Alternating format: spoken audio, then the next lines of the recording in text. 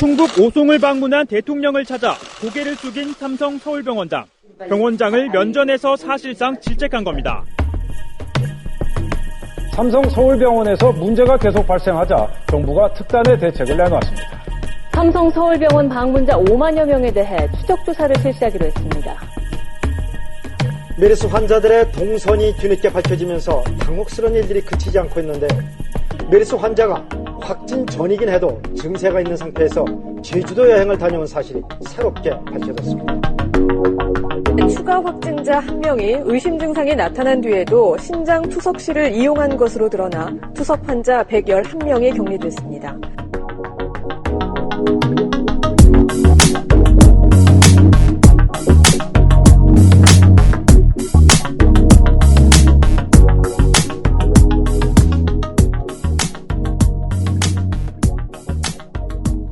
안녕하세요. 청년의사신문 편집주간 박쌤 박재영입니다. 요새 자주 인사드립니다. 나는 의사다 청취자분들은 하루 만에 또 찾아뵙습니다. 모든 이슈를 블랙홀처럼 빨아들이고 있는 메르스에 대해서 또 얘기를 나눠볼까 합니다. 오늘은 나는 의사다 히포크라테스 통합 대특집 방송을 준비했습니다. 그래서 저하고 함께 히포크라테스를 진행하는 김선욱 변호사 나와 있습니다. 안녕하세요. 법무법인 세승 변호사 김선욱입니다. 나이사 청취자 여러분들께서도 가끔 제가 인사드렸었는데요. 기억하실런지는 모르겠습니다. 메르스와 사투를 벌이고 있는 건양대 병원을 직접 찾아 현장의 목소리를 전한 방송을 잘 들었습니다. 히구라 청취분들은 나이사 160회 방송을 참고하시면 되겠습니다. 네. 제가 이제 어제, 건양대 병원에 내려가서, 거기에 이제 깜신이라고 원래 나는 의사다 MC가 있잖아요. 예. 지금 녹음하러 못 올라오잖아요. 그래서 우리가 내려갔죠. 그리고 내려가서 메르스 전사 의사 한 분, 간호사 한 분을 모시고 넷이서 이 현장 분위기를 녹음을 했는데 그거는 히구라에 틀기는 조금 뭔가 애매한 것 같아서 나는 의사다에만 올렸습니다. 그래서 히구라만 들으시는 분들, 그 얘기는 나는 의사다 페이지에 가셔서 160회 들어주시면. 저도 방송하는데 좀 혼동스럽네요. 네, 그러게요. 지금 다 비상편성이잖아요. 네, 우리 지금 히구라도 그렇고 나의사도 그렇고요. 네. 자, 그래서 오늘 지금 이제 초대 손님이 많습니다. 메르스. 한 달 전만 해도 국민들 거의 아무도 모르는 단어였는데 지금은 모르는 사람이 있으면 안 되는 모르는 사람이 있을 수가 없는 그런 단어가 되어버렸죠. 자, 모든 국민이 원했던 일은 아니지만 메르스 전문가가 지금 되어가고 있습니다. 예, 언제 끝날 수지를 알지 못한다. 이게 지금 현재 최대 공포감인데요. 그렇다고 또 언제까지 공포감 내지는 불안감 때문에 떨고 있을 수만은 없습니다. 사스와 신종플루처럼 메르스도 이겨낼 수 있다고 확신을 가지고 있는데요. 하지만 신종 감염병은 언제든지 또 생길 수 있기 때문에 이번 메르스 사태를 교훈으로 삼아서 재정비를 하고 한번 이 부분에 대해서 좀 고민을 해봐야 될 때가 됐습니다. 네, 그래서 오늘 저희가 특집답게 네 분의 게스트를 모셨습니다. 다들 지금 엄청나게 바쁘셔서 현재는 두 분 도착해 있고요. 두 분은 좀 있으면 도착할 것 같습니다. 저희 방송 준비하는 게 상당히 어려웠습니다. 요즘 팟캐스트도 그렇고 지상파도 그렇고 의사나 공무원이 메르스 관련해서 나가서 무슨 말만 하면 막 다 이렇게 좀 욕먹는 분위기라 가지고 네. 그래서 이제 상당히 좀 조심스러운 점이 저번 있는데 팟캐스트에서도 저희도 욕 많이 먹었죠. 예. 네. 그래서 저희는 그렇게까지 욕을 많이 먹진 않았어요. 오히려 저희는. 근데 이제 다른 팟캐스트에 출연하신 의사분 같은 경우에는 거의 지금 인생에서 제일 많이 욕 먹고 있고 이런데, 하여튼 욕 먹는 김에 욕 먹을 거를 두려워해서 우리가 방송을 안 할 수도 없고, 그래서 욕을 먹을 때 먹더라도 알려드릴 내용은 또 알려드려야겠길래 오늘 이제 여러 가지 얘기를 해보려고 많은 게스트를 준비를 했습니다. 한 분 소개해드리겠습니다. 김 변호사님 먼저 소개해 주실까요? 예, 에볼라와 메르스 특집에 출연하셨던 분입니다. 유명 인사가 이제 되셨는데요. 한림대 강남성심병원 감염내과 이재갑 교수님 나오셨습니다. 대한의사협회 신종감염병 대응 TF 위원장이시기도 하고요. 또 메르스 민관 종합 대응 TF 위원이십니다. 네, 안녕하세요. 네, 이재갑 교수님 요새 TV에 거의 매일 나오시는 것 같아요. 나오고 싶어 나오는 건 아니고요. 네. 그러니까 일단은 약간 이제 대한의사협회에서의 대변인 역할을 조금 맡고 있고요. DFT 위원장이어서 그리고 또 대한의료 관련 감염관리학회 홍보이사를 맡고 있어서 떠밀려 나오고 있습니다. 네. 자, 메르스 관련해서 TV에 나오고 방송 출연하시는 분들 다 욕먹는다 그랬는데 이재갑 교수님이 제일 욕 안 먹는 분 중에 한 분인 것 같아요. 그러면 다행이긴 한데 네. 좀 부담스럽긴 합니다. 네. 자, 그리고 다음 손님 이분은 나는 의사다에 처음 출연하시는 분인데 팟캐스트를 평소 즐겨 들으시는 분은 조금 그래도 아시는 분이 아닐까 이런 생각을 합니다. 의사 아니고요. 기자입니다. 기자. 그 유명한 프레시안 기자. 네. 이분은 난 말 거의 안 하고 여기 있는 전문가들의 이야기를 취재하는 목적을 주로 해서 와서 앉아만 있겠다라고 얘기를 했습니다만 뭐 하다 보면 아마도 뭐 얘기를 같이 하게 되리라고 생각을 합니다. 강양구 기자 나와 있습니다. 어서 오십시오. 네, 안녕하십니까. 프레시안의 강양구 기자입니다. 네. 강 기자가 누군지 아세요? 김변? 잘 모르죠. 이름만 많이 들었죠. 이름 많이 들었죠. 예. 왜 많이 들었을 것 같아요? 이재갑 교수님은 아세요? 강양구 기자? 이름 많이 들었는데. 이름 많이 들었죠. 예. 예, 이름은 많이 들었는데 사람들이 누군지는 몰라. 예, 얼굴도 모르고. 본인이 왜 유명해졌는지 한번 소개 한번 하실까요? 저 잘 모르겠는데요. 제가 왜 유명해졌죠? 네, 강양구 기자는 예전에 이제 황우석 사태 때 아. 훌륭한 보도를 많이 해서 그때 이제 좀 네. 이름을 날리기 시작을 했고 원래 전공이 이제 생물학 네, 학부 네. 전공하셨고 그 다음에 뭐 대학원도 하시고 하면서 과학 전문 기자로 오랫동안 일했습니다.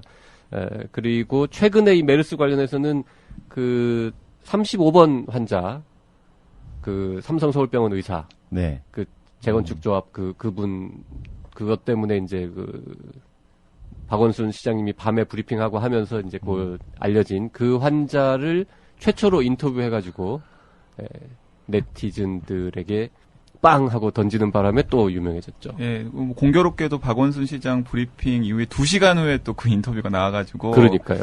오해를 좀 많이 받았죠. 네. 사실은 저는 박원순 시장의 그런 액션이라던가 병원 공개를 지지하는 입장이었는데 네. 예, 공교롭게도 이제 박원순 시장 브리핑에 당사자가 반론을 하는 형식의 인터뷰가 되어가지고 좀 오해를 하시는 분들도 있고 네. 뭐 그랬습니다. 근데 저는 굉장히 의미 있는 인터뷰였다고 생각합니다. 그 프레시안 독자들한테 그 뭐 해명성 글도 막 쓰고 그랬다면서 하도 욕을 많이 먹어가지고. 아무래도 프레시안이 진보 성향 매체다 보니까 이제 프레시안 독자들 중에서도 이제 박원순 시장 지지하시는 분들이 있잖아요. 네. 그분들 입장에서는 약간 서운하셨던 분들이 있는 것 같아요. 그래서 이제 제가 이제 그 인터뷰가 나오게 된 경위를 좀 설명드리고 왜 필요하다고 생각했는지를 좀 설명드리는 뭐 회사의 공식 해명 그리고 또 제 개인의 해명 같은 걸 좀 올리는 뭐 해프닝도 있었습니다. 네. 자, 오늘 이제 다 여러 가지 얘기를 천천히 나눠보기로 하고요. 두 분 소개하는 사이에 한 분, 여러분들 좋아하시는 익숙한 목소리의 주인공 한 분 나왔습니다. 자, 우리 시즌 1의 MC였고요. 시즌 1에서 개그를 담당하셨던 여러분들 기다리셨던 그 웅박, 네. 이대 목동병원 산부인과의 주웅 교수님 나오셨습니다. 안녕하십니까. 웅박입니다. 네, 지금 제가 시즌 1에서 개그를 담당한 게 아니고 전반적인 컨텐츠를 담당했는데 그게 너무나 웃겼던 거죠. 아, 그렇군요. 네, 근데 사람들은 이제 개그를 담당했다고 생각하니까 그냥 컨텐츠 담당인데 네. 웃기게 했다. 네, 이렇게, 오늘 네. 게스트 명단을 보고 우리 제작진 중에 한 명이 주웅 교수는 왜 나오는 거냐. 이 사람은 산부인과 의사고 제가 이제 보건학을 전공하지 않았습니까? 보건학. 네. 보건학 전공하신 분 안 계시죠? 저 있죠. 보건학 전공, 예, 보건학으로 이제 나왔죠, 저는. 보건학과 의학의 차이가 있어요. 메르스 환자가 발생해서 이 환자를 뭐 인공호흡기를 달고 에크모를 돌리고 치료하는 것. 이건 의학이죠. 하지만 이제 메르스가 왜 생기고 왜 전파가 되느냐. 요거를 찾는 것, 원인을 찾는 것은 보건학 중에 역학이죠. 역학 조사관이 파견이 되는데 그 역학의 역자가 바로 아시죠? 역병. 네. 전염병의 이제 역자가 되는 것이죠. 그래서 자, 소개만 했는데 이렇게 지금 그렇죠. 이제 역학이라는 것은 결국 적어야 될 것 같아요, 지금. 전염병학이고 그 역학의 더 상위 학문이 바로 보건학이고. 네네. 그래서 제가 이제 보건학을 저 돈 내고 보건학 전공자로 왔다는 거죠. 거죠. 그렇죠. 미국까지 가서 출연하셨어야 되겠네요. 아, 미국까지 미국 얘기했으니까 미국 어디서 공부했어요? 그렇죠. 하버드까지 가서 물어봐 달라고 지금 얘기하는 거죠. 영어로는 하버드까지 가서 지금 갔다 왔죠. 네. 근데 원래는 의학 박사잖아요. 근데 그렇죠. 보건학은 잠깐 공부해 놓고 지금 보건학자라고 자기는 석사입니다. 석사. 네, 보건학은 석사인데 하여튼 그렇습니다. 그래서 이런 메르스 사태 물론 우리 모두에게 불행이지만 제가 보건학을 공부하고 와서 한마디라도 하게 돼서 저한테는 또 어떤 또 기회가 돼서 그래요. 네. 기여를 좀 하고 싶어서 나왔습니다. 네. 본인은 이렇게 생각하고 있는데요. 제작진에서는 이 나머지 우리 5명만 얘기를 하다 보면 너무 무거워질까봐 중간중간 한 번씩 분위기를 좀 풀어달라는 뜻으로 불렀는데요. 네, 우선 풀렸죠? 네, 이미 풀렸어요. 일단 풀렸습니다. 네. 자, 그리고 웅박 소개하는 사이에 드디어 마지막 4번째 메인이죠. 게스트도 이분 제일 중요한 게스트가 이제 역시 이제 제일 중요한 게스트는 마지막에 출연하십니다. 자, 이분은 응급의학과 전문의시고요. 그렇죠. 요즘 그 말도 많고 탈도 많은 문제의 삼성 서울병원 응급의학과에서 교수로 일을 하셨었고 의사협회에서 대한의사협회 대변인도 지내셨고요. 현재는 이천 경기도 의료원의 산하의 이천병원 응급의료센터장을 맡고 계신 송형곤 선생님 나오셨습니다. 어서 오십시오. 예, 안녕하세요. 송형곤입니다. 자, 송형곤 선생님은 지금 이천의료원 소속이십니다만은 그 공무원인 거죠, 어쨌든 그것도. 예, 공무원은 아닌 것 같고요. 공공병원 의사신 거. 계약직이죠, 계약직. 네. 뭐 제재는 그 공무원처럼 받는데 실제로 공무원만큼 혜택은 없는 것 같아요. 의무는 공무원과 같은데 혜택은 적은. 네. 어쨌든 그래서 이제 공공병원에서 일하시기 때문에 현재 국립중앙의료원에 파견 나가 계시다고 들었는데요. 예, 국립중앙의료원 내에 그 재난의료정보센터라는 게 있습니다. 그래서 그 국가 재난 같은 게 일어나게 되면 환자 분배라든가 어느 병원에 어떤 환자를 보내야 된다든가 뭐 이런 업무를 한 달에 2번 정도 12시간씩 하고 있습니다. 그러면 거기서 매일 근무하시는 건 아니죠? 네. 한 달에 2번 정도, 한 38명 정도 전문의가 순번을 정해가지고 거기 나가고 있죠. 최근에는 그 국립중앙의료원에 언제 갔다 오셨어요? 딱 일주일 됐습니다. 지난주 목요일 날 갔었습니다. 그때까지는 저 중국인 관광객들이 좀 있었나요? 지금 한 명도 없어졌다는 얘기 있던데. 거의 그제 점심시간에 잠깐 밥 먹으러 나오면 어깨가 중국 사람들한테 부딪혀가지고 못 다닐 정도였는데 거의 뭐 죽음의 도시처럼 골목이 썰렁하더라고요. 일주일 전에도 그랬으면 지금은 아마 더 하겠죠. 네. 자, 지금 이제 출연자 소개하는데도 벌써 시간이 한참 걸렸는데요. 어디서부터 어떻게 풀어가야 될지 모르겠습니다만은 국민 여러분들이 가장 궁금해 하실 내용. 도대체 이거 언제쯤 진정될 것인가. 요 화두부터 한번 던져보겠습니다. 일단 이재갑 교수님께서 스타트를 끊어주시죠. 이거 어떻게 될 것 같습니까?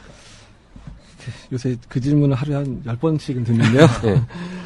그러니까 저도 몇 번 예측했다가 실패를 해서 그러니까 사실 이제 고비라는 얘기를 뭐 했는데 이미 정부에서 고비라는 얘기를 한 20몇 번 했었다 그러더라고요. 근데 언제나 고비를 못 넘겼다는 얘기는 우리가 정부에서 했던 어떤 방역 자체가 실패했다는 것을 의미하고는 뭔가 이제 구멍이 있었다는 얘기인데 지금 지난주만 해도 약간 낙관론이 많았습니다. 그러니까 삼성발 이제 2차 유행 피크가 이제 떨어지기 시작하는 시점이었기 때문에 낙관론이 많았는데 이제 주말 사이에 갑자기 이제 복병들이 막 튀어나오기 시작했는데 이제 가장 저희들 우려하는 부분들은 삼성의료원에 이송했던 137번 그리고 138번 의사 선생님 또 오늘 어제 방사선 기사 오늘 또 간호사 그래서 삼성의료원 안에서 환자 발생이 계속되고 있거든요. 또 특히 의료진 발생이 많다 보니까 의료진이 발생했다는 얘기는 의료진이 또 환자들에게 2차적으로 또 이제 감염시켰을 가능성이 높아서 삼성의료원발의 3차 피크가 만약에 발생을 하게 되면 상황이 상당히 어려워진다. 근데 왜 어려워지냐면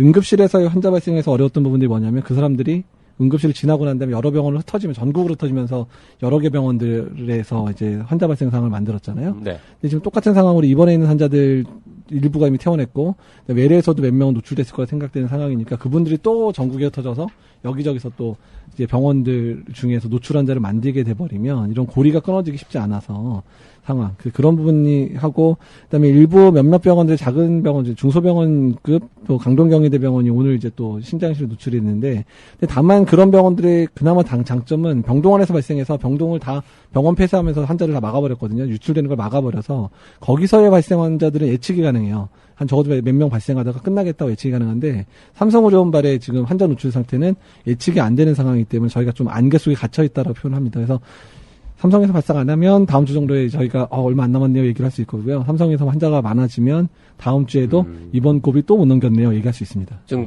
강동 경희대병원에서 그 투석실이 뚫렸다. 뭐 요 네. 보도는 상당히 좀 어떻게 보면은 나쁜 소식이라고 할 수는 있는데 그래도 노출 대상이 한정돼서 딱 추석받는 분들만이니까. 그 강동 경희대병원 사건 그보다는 삼성에서 환자가 얼마나 더 많이 발생하느냐가 더 중요하다. 네, 그런 그리고 그러니까 예측이 안 되는 거예요. 그러니까 예측이 돼 버리면 이 환자 중에 누가 몇 명 발생할 때 대충 예측이 되면 발생할 거니까. 그러니까 거기만 잘해서 그 환자를 잘 치료하면 되겠다고 생각하면 되는데 삼성의료원에서는 지금 어디 가서 어떻게 발병할지가 예측이 안 되는 거. 그러니까 언제나 그렇지만 이런 방역에 있어서 가장 중요한 건 예측되지 않는 팩터들이 있으면 그게 가장 어려운 부분이거든요. 그 정부에서 6월 말 정도까지 잘 버티면은 어떻게 좀 되지 않겠냐라는 얘기하는데 그건 맞나요? 그거는 이제 맞습니다. 왜냐하면 6월 25일, 6일이 삼성의료원발 환자들의 잠복기가 끝나는 시간이거든요. 그러니까 3차 피크의 곡선이 끝나는 시점이 그 말이 그때가 되기 때문에 3차 피크가 가볍게 그냥 삼성의료원발에서 몇 명 발생하지 않은 상태에서 지금 현재 퍼져 있는 여러 개 병원에서 발생하는 예상되고 있는 발생하는 환자 수준 정도에서 발생하고 끝나버리면 그 이후에는 노출되는 병원 숫자가 확 줄어버리니까 환자 숫자 확 줄어버릴 수 있거든요. 그래서 그렇죠. 그렇지만 그 삼성의료원에서 노출된 분들을 다 모르기 때문에 예, 마찬가지입니다. 예. 그 25, 26일이 지나도 더 길어질 수도 있는 것이고 국민들이 궁금해하시는 거는 언제 진정될까? 예. 그럼 좀 보수적이라는 말 요즘 많이 나오던데 네. 보수적으로 생각하면 언제 끝날지도 모른다. 더 길어질 수도 있다. 이렇게 생각할 수도 있겠네요. 그러니까 3차 피크 그게 왜 보수적인 거예요? 근데 부정적인 거 아니에요, 그러면? 그러니까 최악의 상황을 가정하는 그렇죠. 거죠. 날 가정해서 나쁘게 보는 걸 보수적이라고 지금 보는 거예요. GH님이 보수적으로라는 말을 썼단 말이죠. 그분이 GH님이. 네. 예, 그러니까 아니 GH님 정도는 건 괜찮은 거잖아. 우리가 뭐 다른 그 정도만 하세요. 너무 세게 얘기하지 말고. 그러니까 의사들이 보통 보수적이라고 얘기하는 거는 우리가 예상했던 팩터들 중에서 가장 최악의 상황. 어떻든 모든 팩터들이 다 나쁘게 됐을 때 상황을 가정할 때 보수적인 말을 쓰기 때문에 그렇게 됩니다. 그래서 그거를 이제 박근혜 대통령께서 따라가신 것 같습니다. 네. 저 가영구 기자 지금 시민들의 목소리 제일 그래도 지금 여기 있는 사람 중에는 대변 많이 듣는 분일 텐데. 의사가 아닙니다. 네, 그러니까. 저기, 김변도 의사는 아니에요.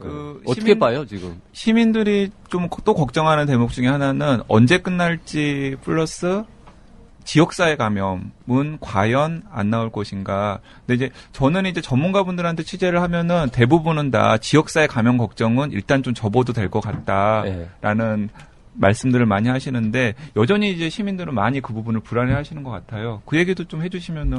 저희가 저번에도 그 메르스 특집 2번 하면서 지역사회 감염은 아직 아니다 엄밀한 의미에서 이 얘기를 좀 했는데 그 얘기해서 또 그때 욕 먹었잖아요. 또 얘기하려니까 좀 조심스럽긴 한데 근데 지역사회 감염이 아직 퍼진 건 아니다라는 게 과학적인 사실인 거죠? 그렇죠. 지금 역학조사를 계속 하고 있는데 165번째 환자까지 다 병원과 연관고리를 다 가지고 있는 상태거든요. 몇 명 이제 좀 애매한 환자들 있죠. 119번 환자 우리가 보통 이제 명칭을 이제 평택경찰관이라고 표현하는 그분 같은 경우에 이제 역학조건이가 좀 불분명하지 않냐. 그러니까 평택마계병원에 다른 환자 먼저 내보냈고 뭐 20분 간격으로 이제 서로 크로스하지 않았다고 얘기를 하는데 언제나 그렇지만 역학조사라는 부분이 있어서 그러니까 사람들의 진술, 사람들이 얘기한 것과 그 다음에 어떻든 간에 개연성들을 따질 수밖에 없거든요. 그러니까 개연성이라는 게 1, 20분 간격이 있지만 그게 이제 뭐 CCTV나 차트에 기록된 내용들이라면 실제 그 두 사람이 병원 안에 어느 공간에서 마주쳤을 가능성 또는 환자가 이미 먼저 다른 데 들려서 환경오염을 시킨 상태에서 이 환자가 지나갔을 가능성을 이제 배제를 못하는 상황이잖아요. 그래서 그런 개연성이 없으면, 그러니까 그런 게 아예 없었으면 그냥 뭐 없겠네 생각하지만 어떻든 간에 동일한 거의 비슷한 시간에 한 곳에 있었다는 것 자체를 이제 역학조사에는 어차피 개연성을 따질 수밖에 없으니까 그렇게 판단을 하기 때문에 현재로서는 일단은 지역사회 감염 형태의 발병은 아직은 없는 거로 생각이 되고 모두 다 병원과 링크가 돼 있는데 이제 지금 상황을 잘 보시면 알겠지만, 그러니까 저희가 되게 우려했던 상황들이 많이 발생했었죠. 그러니까 우리가 좀 되게 걱정했었고 되게 논란이 많았던 그 삼성의료원의 그 의사 선생님 정말 지금 사투를 벌이고 있는데 그분도 뭐 지역사회 내 증상이 있었는지 없는지 여부는 명확치 않지만 뭐 지역사회 내 여러 이제 군대 다녔었고 심지어 뭐 버스 타고 병원 오신 분도 있고 KTX 타고 병원 오신 분들도 있고 좀 여러 분이 있으신데 그게 이미 2주 지났잖아요. 그러니까 그런 분들이 이미. 근데 그런 노출 중에서는 특히 비행기 타고 중국까지 가신 분도 있었어요. 근데 그 중에서 환자가 한 명도 발생하지 않았거든요.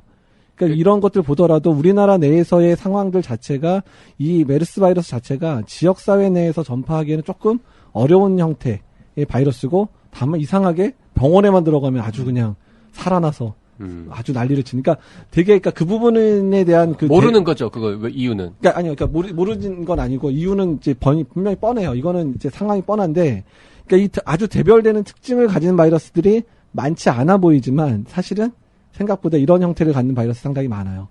근데 이제 그런 바이러스들이 우리가 생각하기에 다 그냥 별거 아니라고 생각을 해서 그냥 그러다 보니까 그러긴 한데요. 그러니까 제가 다 너무 길게 하는 것 같은데. 그래서 이 국민들이 생각할 때 지금 서울대 입구역에서 교대역, 거기서 일원역까지 거기 쭉 타고 다니셨잖아요. 그 환자분이. 그래서 이제 거기에 손님이 확 줄었죠. 그렇다면 그분이 탔던 전동차 한 칸하고 삼성 서울병원의 응급실 그 한 구획하고 환경이 다른 건가요? 거기서는 응급실에서는 전파가 되고 그 지하철 칸에서는 전파가 안 되고 그런 건가요? 그러니까 이제 그 부분이 그러니까 일반 국민들이 생각하기에는 정말 아무 차이도 없잖아요. 똑같이 갇혀있고, 오히려 지하철은 창문도 못 열잖아요. 지하철이 더 따닥따닥 붙어있고, 사람들이 막 몇십 명, 막 몇백 명이 있는데, 그러니까 그 부분이 이제 저희가 얘기하는 이제 그러니까 역학조사의 중요성을 얘기해주는 부분인데, 그러니까 첫 번째, 밀폐된 공간은 똑같은데, 그러면 왜 다를까? 그러니까 그 사람이, 그러니까 그분이, 어떤 환자분이 지하철을 타고 다니고 KTX를 타고 다니고 이랬던 얘기는 일단은 지금 현재 병원에 안 가도 되는 상태 자체가 일단은 숨이 차가지고 막 실려가야 될 상황이 이미 아니란 얘기예요. 네네. 그러니까 이 환자분이 그러니까 이미 메르스의 증상, 뭐 열이 나고 뭐 호흡기 증상이 생겼더라도 폐렴이나 이런 게 진행이 되지 않은 상태였기 때문에 호흡곤란이 전혀 없는 상태고 어차피 이 바이러스 자체가 상기도에 머물기보다는 폐로 확 들어가면서 폐에서 염증을 확 일으키는 형태거든요. 그러니까 폐렴이 발생해서 폐렴 막 기침을 심하게 하거나 이런 상태가 돼야 바이러스 배출이 확 늘어나기 때문에 그러니까 지금 경한 환자들이 주로 돌아다녔다는 거고. 그러니까 이동하는 정도면은 바이러스를 많이 배출하지 않는 상태. 그러면 그 응급실에 누워서 막 열나고 막 기침 많이 하는 사람이 만약에 지하철을 타고 한 1시간 이동했으면 그 상당히 큰일일 수도 있겠군요. 큰일 수도 있지만 또 다른 환경이 또 있는 건데. 그러니까 그러더라도 이게 그러니까 저희가 이번에 저희가 한 100여 명의 환자 자료를 뽑아서 정리를 해봤더니 우리나라는 독특하게 메르스 환자의 초기 증상이 열만 있는 환자들이 되게 많아요. 그래서 기침도 30%도 안 돼요. 심지어 병원에 열나서 와서 그러니까 처음 내원했을 때 증상 시작했을 때 증상을 보니까 열이 99%, 근데 기침 30%밖에 안 되거든요. 근데 중동은 기침이 한 80% 정도 되는데, 그러니까 중동에서의 통계하고 우리하고 좀 달랐던 게 뭐냐면 중동은 이미 증상 되게 심하게 와가지고 한 사람들 기록을 남긴 거고, 우리나라는 초기 증상들을 다 기록을 하다 보니까 그 차이가 엄청나게 벌어지는데, 어쨌든 간에 그 돌아다니는 상황에서 열감 있고 막 근육통 있고 이런 증상은 있는데 기침을 거의 안 했다는 얘기예요. 그러니까 바이러스 배출 자체가 상당히 적다는 거죠. 그래서 그 부분이 상당히 크고, 이제 폐렴이 발생해서 하더라도 아까 말씀드린 대로 폐렴이 심지어 한쪽 폐가 가득 차 있더라도 의사 선생님들끼리 저희가 다 얘기하는데 기침을 안 해요. 이 환자들이 폐렴이 있어서 엑스레이 봐도 이거는 정말 막 숨차 죽겠다고 생각될 정도의 폐렴이 있는데도 기침을 잘 안 하는데 바이러스 자체가 그러니까 일단은 너무 깊게 들어가 있어서 가래를 만들지 않으니까 그러니까 바이러스병 폐렴 특징인데 가래를 많이 만들지 않거든요. 그러니까 그러다 보니까 기침 자체가 폐렴이 심해도 발생을 안 하는데 근데 그 환자가 이제 폐렴이 심해지니까 폐에서 숨쉬는 공간이 부족하니까 이제 병원에 오게 되잖아요. 그러니까 병원에 오게 되면은 뭘 하냐면 숨차다 그러니까 이제 산소 연결하고 그다음에 숨 많이 차다 그러니까 메르스 환자인지 모르니까 뭐 하냐면 호흡기 치료, 진기 치료라고 그러죠. 이제 네블라이저라고 보통 얘기하는 거. 막 하면 네블라이저 자체가 무슨 역할을 하냐면 가습기 같은 걸 이렇게 코에 대주는 거 말하는 거죠. 약 써가지고 기관지 확장을 시키는 거예요. 기관지 확장을 시켜가지고 그러니까 숨을 깊게 해서 기관지를 넓히니까 그 상태에서 숨을 들이쉴 때마다 바이러스가 그냥 훅 빠져나가는 상황이 발생하는 병원 안에서. 그리고 두 번째는 그런 환자들 대해서 시술을 여러 번 하죠. 그러니까 가래 뽑는다고 와서 가래 잘 못 뱉으시면 일부러 또 가래 뽑는다고 네블라이저를 하거든요. 그러면 또 가래 뽑는다고 기침을 열심히 하세요. 콩콩콩콩 해서 가래 받게 하죠. 그러면서 또 확 날리고 심지어는 이제 폐렴인데 좀 애매해. 좀 이거 좀 자세히 봐야 되겠어. 그러니까 가래 좀 잘 뽑아야 되니까 이제 코에다가 막 관 넣어가지고 강제로 막 가래를 쭉 뽑고 심지어는 기관지 내시경에서 물 뿌려서 가래도 뽑고 그러다가 혹구나 심하면 인공호흡기 달면 인공호흡기 달면서 확 넣어버리면서 확 뿜어지니까 그러니까 순간적으로 가래가 날아가는 양이 정말 엄청난 양이 확 퍼지는 거예요. 그러니까 그게 이제 보통 얘기하는 에어로졸이거든요. 근데 문제가 막 에어로졸이 막 이렇게 날아다니고 막 그렇게 돼서 막 이렇게 이게 날아가서 이게 감염되는 형태가 흔하지 않아요. 그러니까 어떻게 되냐면 이렇게 날아간 게 떠다니다가 깔아앉아서 제가 너무 또 오래 얘기하네요.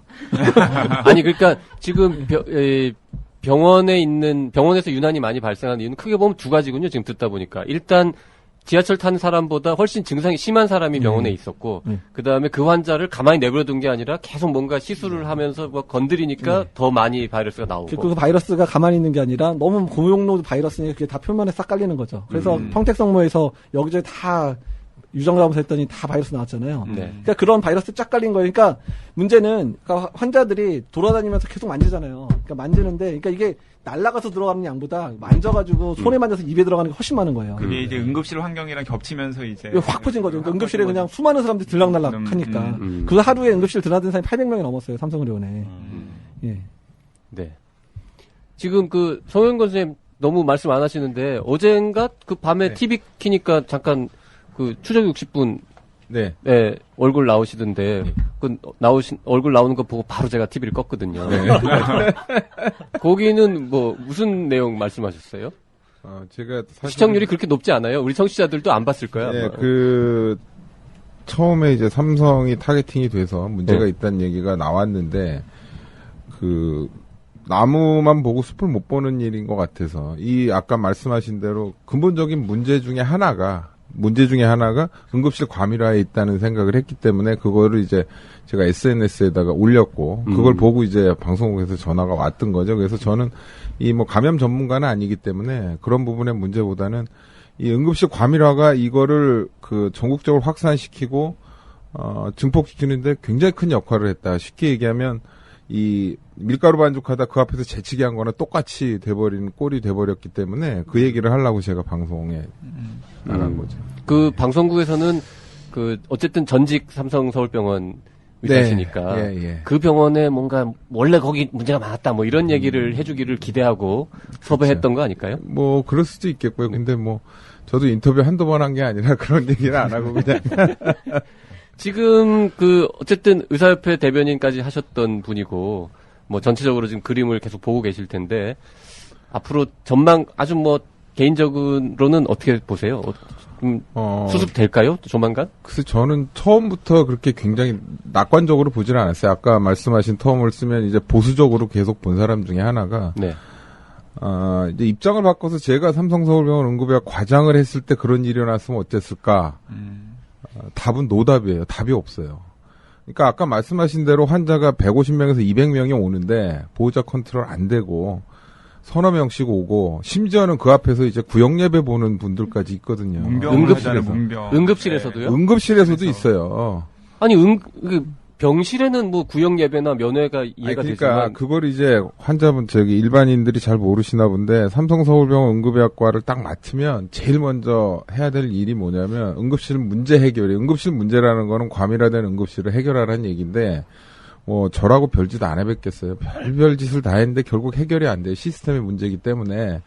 근데 이제 환자가 깔리고 입원이 안 되기 때문에 3일, 4일, 5일씩 응급실 치료가 들어간단 말이죠. 그러면 이제 거기가 병실처럼 병문안이 오는 거예요. 그러면 스님 와서 오지는 하고, 않아도 스님 오고 목사님 오고 그래서 그거 말고면 또 이제 민원 들어가고 난리가 나는 거죠. 그래서 저는 처음부터 굉장히 비관적으로 봤고 왜냐하면 역학조사를 한다고 해도 CCTV나 이런 걸 가지고 그 왔던 200명 중에 서너 사람씩만 와도 아까 말씀하신 대로 800명이 넘는 사람을 어떻게 다 관리할 거며 그분들이 다 통제에 따를 거며 대한민국 방역체제가 그만큼 완벽하게 갈 거냐 이런 부분을 생각했을 때 저는 사실 낙관적으로 보지를 않았어요. 근데 지금 나오는 결과가 계속 늘어나고 있기 때문에 물론 잠복기가 끝나는 시점에서가 뭐 그 중요한 고비라고 그러는데 뭐 정부의 호가 요즘에 고비라고 하대요. 고비 정부 선생 뭐 이러는데 고비가 문제가 아니라 지금은 펜스를 조금 더 넓게 쳐서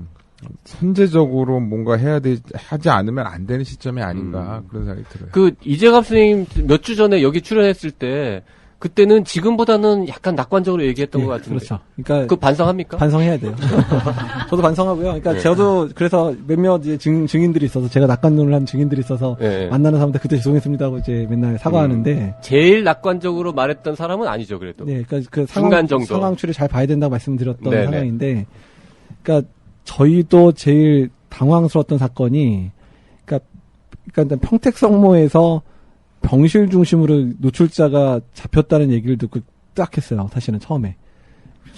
두 번째가 삼성의료원에 14번 환자가 갔다는 사실인데 삼성의료원에서 3일 동안 그 환자를 응급실에 그냥 뒀다는 얘기를 들었을 때 이거 이제 모르고 둔 거죠, 삼성에서는. 그러니까 모르고 뒀지만 그러니까 다른 데서 저희가 얘기를 했지만 응급실에 환자가 3일 있으면 안 돼요. 아시잖아요. 그러니까 환자 바로 입원 안 되면 전원하게 돼 있어요. 근데 그거 안 이루어져 있거든요. 3일 동안. 잠깐만요.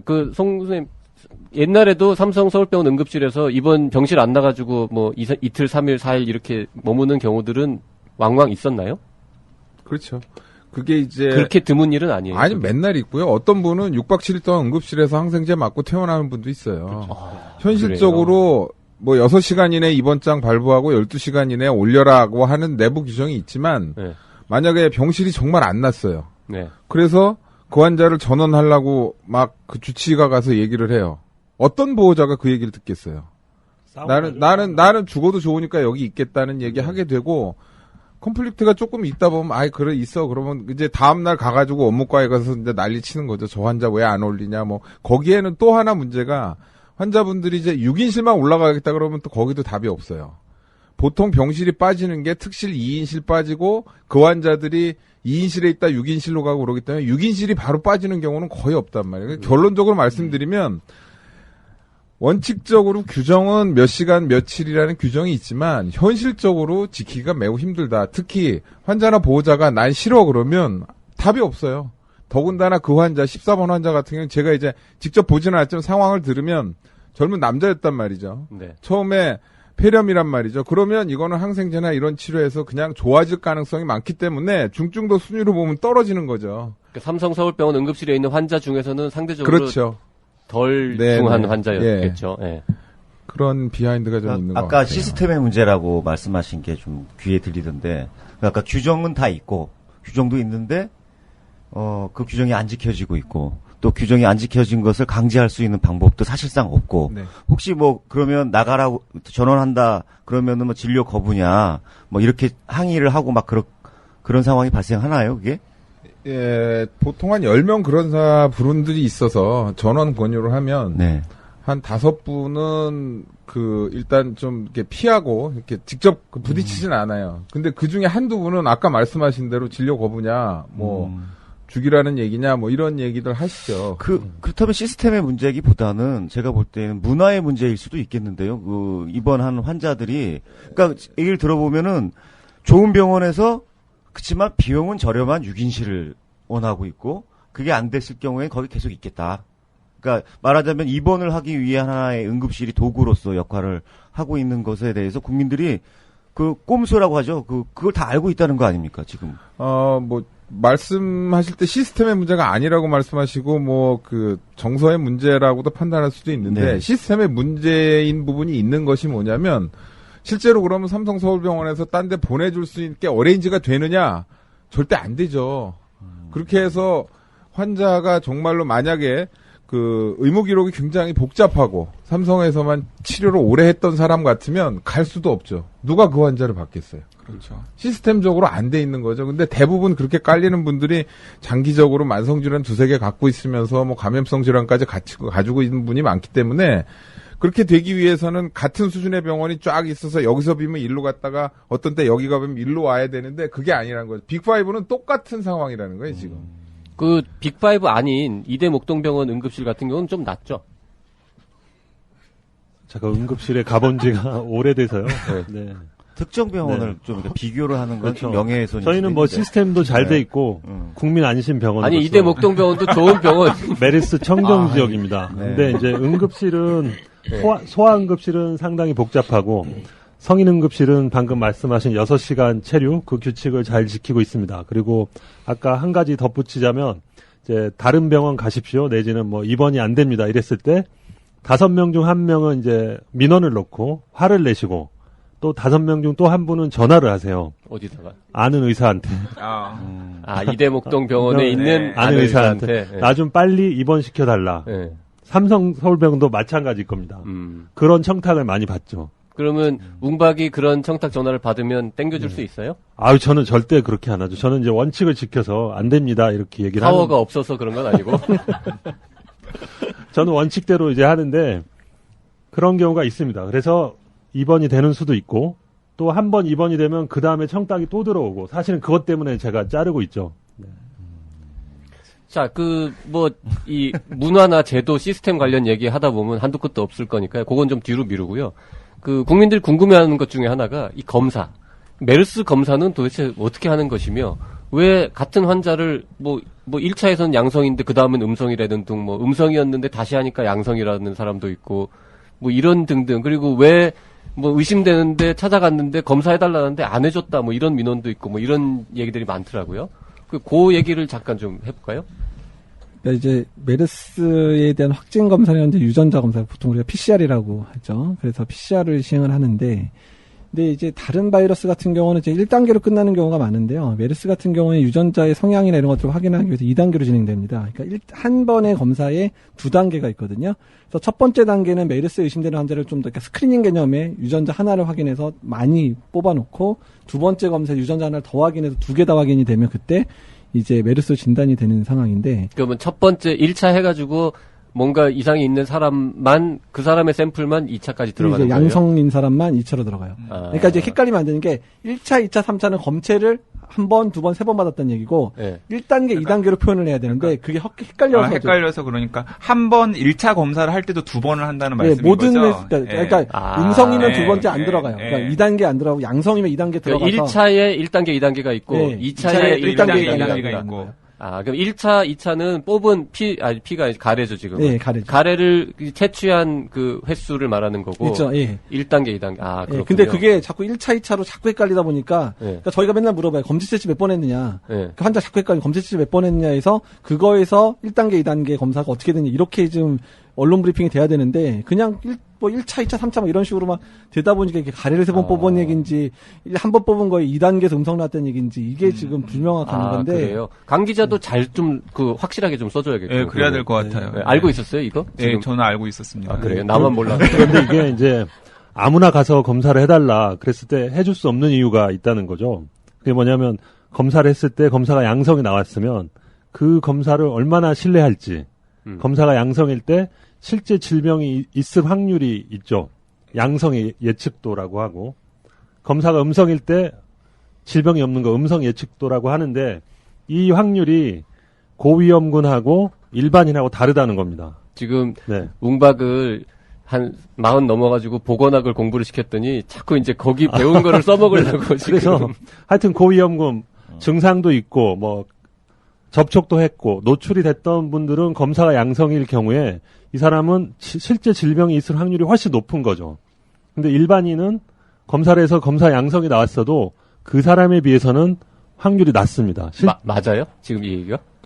양성 예측도는 프레벌런스와 유병률과 관계가 있기 때문에 맞는 얘기인데 이제 이렇게 설명하면 아무도 못 알아듣겠다는 다시 말씀드리면 고위험군 증상이 있다든지 노출이 됐다든지 이런 분의 검사 결과가 양성인 거하고 아무 증상이 없는 일반인이 검사가 양성인 거하고 다르다는 거죠, 의미가. 그러니까 1단계 스크리닝을 했을 때 유전자 하나 스크리닝을 했을 때 양성으로 나왔다고 하더라도 가짜 양성일 경우가 많다라는 거죠. 네, 그러니까 1단계 검사는 좀 더 폭넓게 걸러내는 거예요. 그러니까 메르스에 조금 더 의심되는 유전자를 다 뽑아서 하는 거고, 두 번 2단계로 넘어가게 되면 그 중에 특정 유전자, 더 확실한 유전자를 하나 더 확인해서 두 개 다 양성이니까 이건 확진이다 이렇게 가는 거예요. 자, 그러면 1단계가 음성이고 2단계가 양성인 경우는 없는 거죠. 그건 존재할 수 없는 거죠. 그러면 1단계가 양성일 때 환자한테 그때 설명해요? 아니면은 2단계까지 한 다음에 설명해요? 지금은 급한 상황이니까 그런 환자가 만약에 이제 확진인지 아닌지 애매한 상황인데 그렇다고 해서 확진자에 준해서 처리를 안 하게 되면 문제가 되니까 1단계 양성이어도 일단 확진자에 준해서 확진 다 들어가기 시작해요. 그리고 이제 그 부분들을 예전에는 2단계는 질병관리본부에서 가서 확진을 해줬는데 그것도 시간이 걸리다 보니까 현재는 이제 다 지자체까지 더 넘겼거든요. 그러니까 이제 그런 단계를 밟아야 되는데 2단계까지, 그러니까 1단계에 한 6시간에서 12시간, 2단계 6시간, 12시간 걸리는데 중간에 막 밀렸을 때는 막 2, 3일 걸렸거든요. 근데 어쨌든 간에 그 시간이 걸리니까 일단은 1단계만 양성이어도 이제 확진자 준해서 처리를 시작하는데 가끔 제일 황당한 상황은 2단계 넣었는데 음성 나오는 경우. 근데 그건 언제냐면 이제 1단계가 위양성인 경우, 그러니까 양성이 아닌데 양성이 나온 경우가 일부 있을 수밖에 없어요. 좀 많이 걸러내니까. 그래서인 경우도 있고, 아니면 검체 자체가 좀 부정확하게 채취가 돼서 검체의 유전자 양이 너무 적은 거죠. 검체가 이제 검체에서 안 넣어. 그러니까 1단계에서 걸릴 정도가 되는데 2단계에서는 잘 안 걸러지는 정도. 그건 다시 검체를 해서 검사를 하면은 양성일 경우가 많은 거죠. 있는 거죠. 그런 경우가 있는 거죠. 그래서 1단계 양성이 2단계 음성이면 어쩔 수 없어요. 가래 다시 받아야 되는데 또 가래를 받는 거하고 코에서 문지르고 목에서 문지르는 거에 또 차이가 있어요.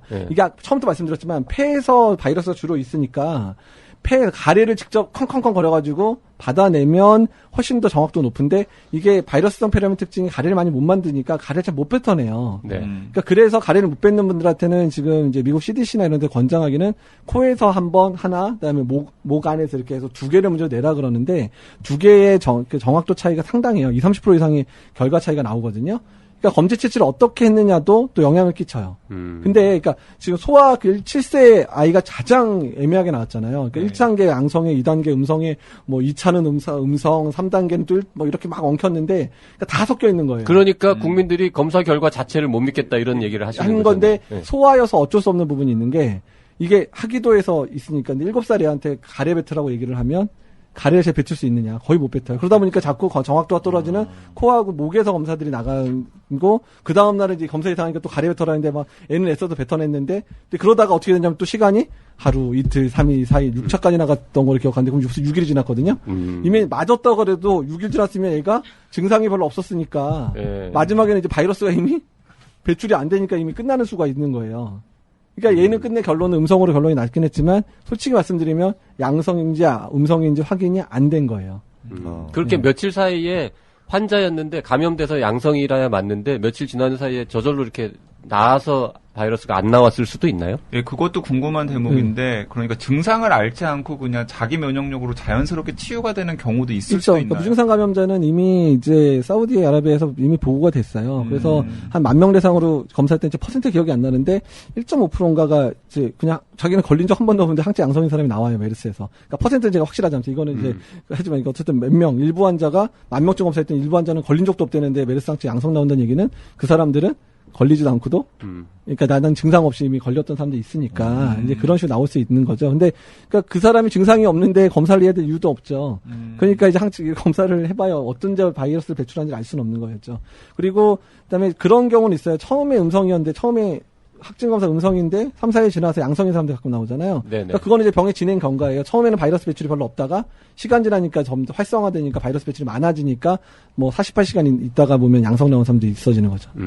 혈액 검사 얘기가 잠깐 나오던데 혈액으로는 검사 못해요, 진짜? 그러니까 지금 혈액에서, 그러니까 얘는 초기에는 주로 폐에만 침범을 하지 혈액 내에서 검출이 되는 바이러스는 아니고 에볼라는 주로 들어가면 바로 혈액에서 이제 배출이 돼서 혈액으로 이제 검사를 하는데 얘는 이제 혈액 타고 가는 경우 흔하지 않거든요. 그러니까 아주 중증일 때 아니면 안 나오니까 혈액으로는 안 되는데 어디서 말하는 혈액 검사는 바이러스를 그러니까 유전자 검사를 한다는 얘기가 아니라 항체 검사를 한다는 얘기예요. 그러니까 보완적으로 이게 시간인데 항체가 근데 보통 이제 디텍션 되기 확인되기 시작하는 게 최소한 1주 넘어도 2주 정도 지나야 확인이 되니까, 그러니까 이런 애매한 사람들 같은 경우는 2주쯤 지나서 걸렸는지 안 걸렸는지 정말 확인해 주려면 피를 뽑아서 항체가 생겼는지를 보면 되는데 이미 2주 지나면 환자가 이미 돌아가시면 돌아가셨고 좋아질 분 다 좋아졌으니까 꼭 확인을 할 필요가 있는 경우 아니면 영구적인 목적으로 하지 일부러 지금처럼 이 방역을 신경 써야 돼 그 상황에서 굳이 할 이유는 없는 거죠. 실용성은 없는 거군요. 예. 자, 우리 송영건 센터장님. 네.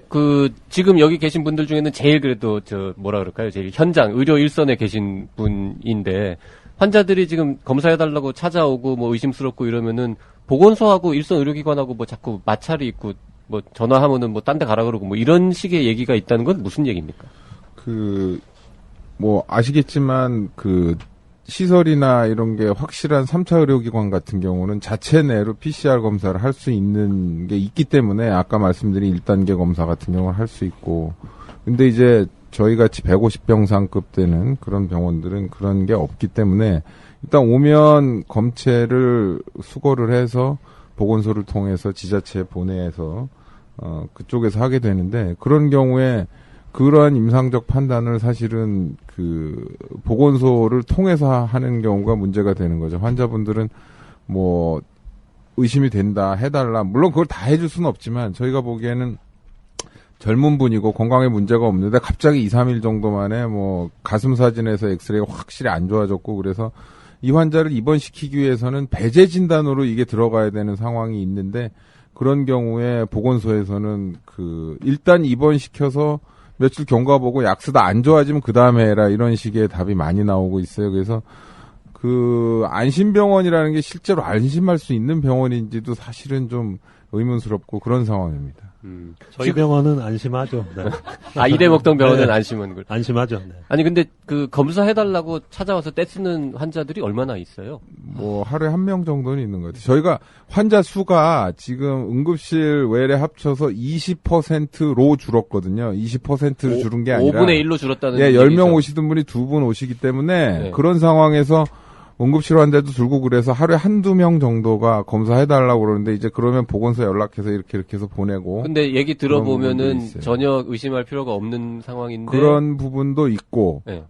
평택에 있긴 했는데, 그런 의심자하고 접촉은 안 했다. 이런 분들인데 젊은 사람이 열 갑자기 나고 안 좋아지면 사실은 저희로서는 굉장히 찝찝한 상황인데 그렇죠. 그런 환자를 입원을 시키려면 아까 말씀드린 대로 메르스가 아니다라는 판단 하에 안심병원으로 넣어야 되는데 그걸 검사를 해달라고 보건소에 얘기를 하면 일단 입원시켜 놓고 2, 3일 지나서 안 좋아지면 그 다음에 검사를 해라 그러는 게 있는 것 같고. 보건소에서요? 예. 그거는 사실 문제가 있는 거죠. 그런 경우는. 음압병실에 입원하라는 얘기. 그냥 저희는 음압병실이 없어요. 다인실에 그냥 입원하라. 1인실에 입원시켜 놓으려. 1인실 옆에 1인실에는... 바로 다인실인데 문 열면 바로 통하는데 그걸 어떡하라니. 그러니까 의심이 좀 되면 보통 과잉 대응이 더 낫다, 요즘 이런 얘기 하던데. 근데 이제 그 부분에 대해서는 좀 조심해야 될 부분이 뭐냐면, 그러니까 지금의 판정 기준이, 어쩔 수 없는 게 노출력이 확실히 있는 사람에서만 지금 발생을 하고 있거든요. 그러니까 노출자로 침범이 됐든 안 됐든 간에 노출력이 확실한 사람에서 발병하고 있는 상황이기 때문에 노출력이 명확하고 증상이 있으면 이건 의심 환자의 범주에 들어가니까 당연히 검사를 해야 돼요. 근데 노출력이 명확지 않은데, 그러니까 뭔가 같은 기억력이 불분명하거나 이럴 경우에는 어쩔 수 없이 하는 게 맞죠. 근데 명확하게 그쪽 병원에 간 적도 없고 그랬는데 열나고 이렇게 온 사람들이 있으면 사실 믿고 해도 상관은 없어요. 병원 난 조지 한 번도 안 가본 사람이 나는 열나고 이렇게 왔다. 그러면 일단은 그 환자 아니거든요. 그러니까 아닐 가능성이 높으니까 설명을 해야 되는데 다만 지금 사실 더 문제는 그렇게 열나서 오는 사람들이 정 안 되면 안심병원 같은 경우에는 폐렴 의심되는 환자 다 안심병실에 넣어놓고 메르스 PCR 다 낼 수 있게 좀 이제 됐어요. 일단 배제해라. 지금 왜냐면은 폐렴인지로 입원했다가 그거 모르고 뚫린 병원이 많으니까 이제 그렇게 해줬는데 더 문제는 그냥 불안해서 오시는 분들이 가장 문제예요. 그냥 열나고 감기 증상 있는데 나 검사 좀 해줘 그러면서 정말 이건 무대뽀로 그냥 안 해주면 병원을 뒤집으려고 그러고 이러신 분들이 가끔 오거든요. 그러니까 그분들 상대하느라 병원 응급실이 막 아수라장이 되는 상황들이 가끔 발생해요. 지금 현재. 그래서 그분들한테 어떻게 그러니까 지금 그러니까 전혀 노출력이 없는 사람들은 검사 자체도 해도 하면 안 되게 돼 있어요. 지금 국가에서 보험 적용받는 게 아니라 국가에서 돈을 다 대주는 방식으로 지금 검사가 진행돼서 행여나 그렇게 기준에 안 맞는 환자가 검사가 되면 병원 입장에서는 솔직히 말하면 검사 다 해놓고도 돈도 한 푼도 못 받게 돼 있는 구조예요, 지금. 지금 이재갑 교수님 계신 그 병원에도 그런 환자들이 와서 떼쓰고 하나요? 네, 떼쓰고. 그분들은 TV에 이재갑 교수님 계속 나오니까 저 양반이 최고 전문가다 일부러 찾아왔을 것 같은데. 모르겠습니다. 그건 모르겠는데.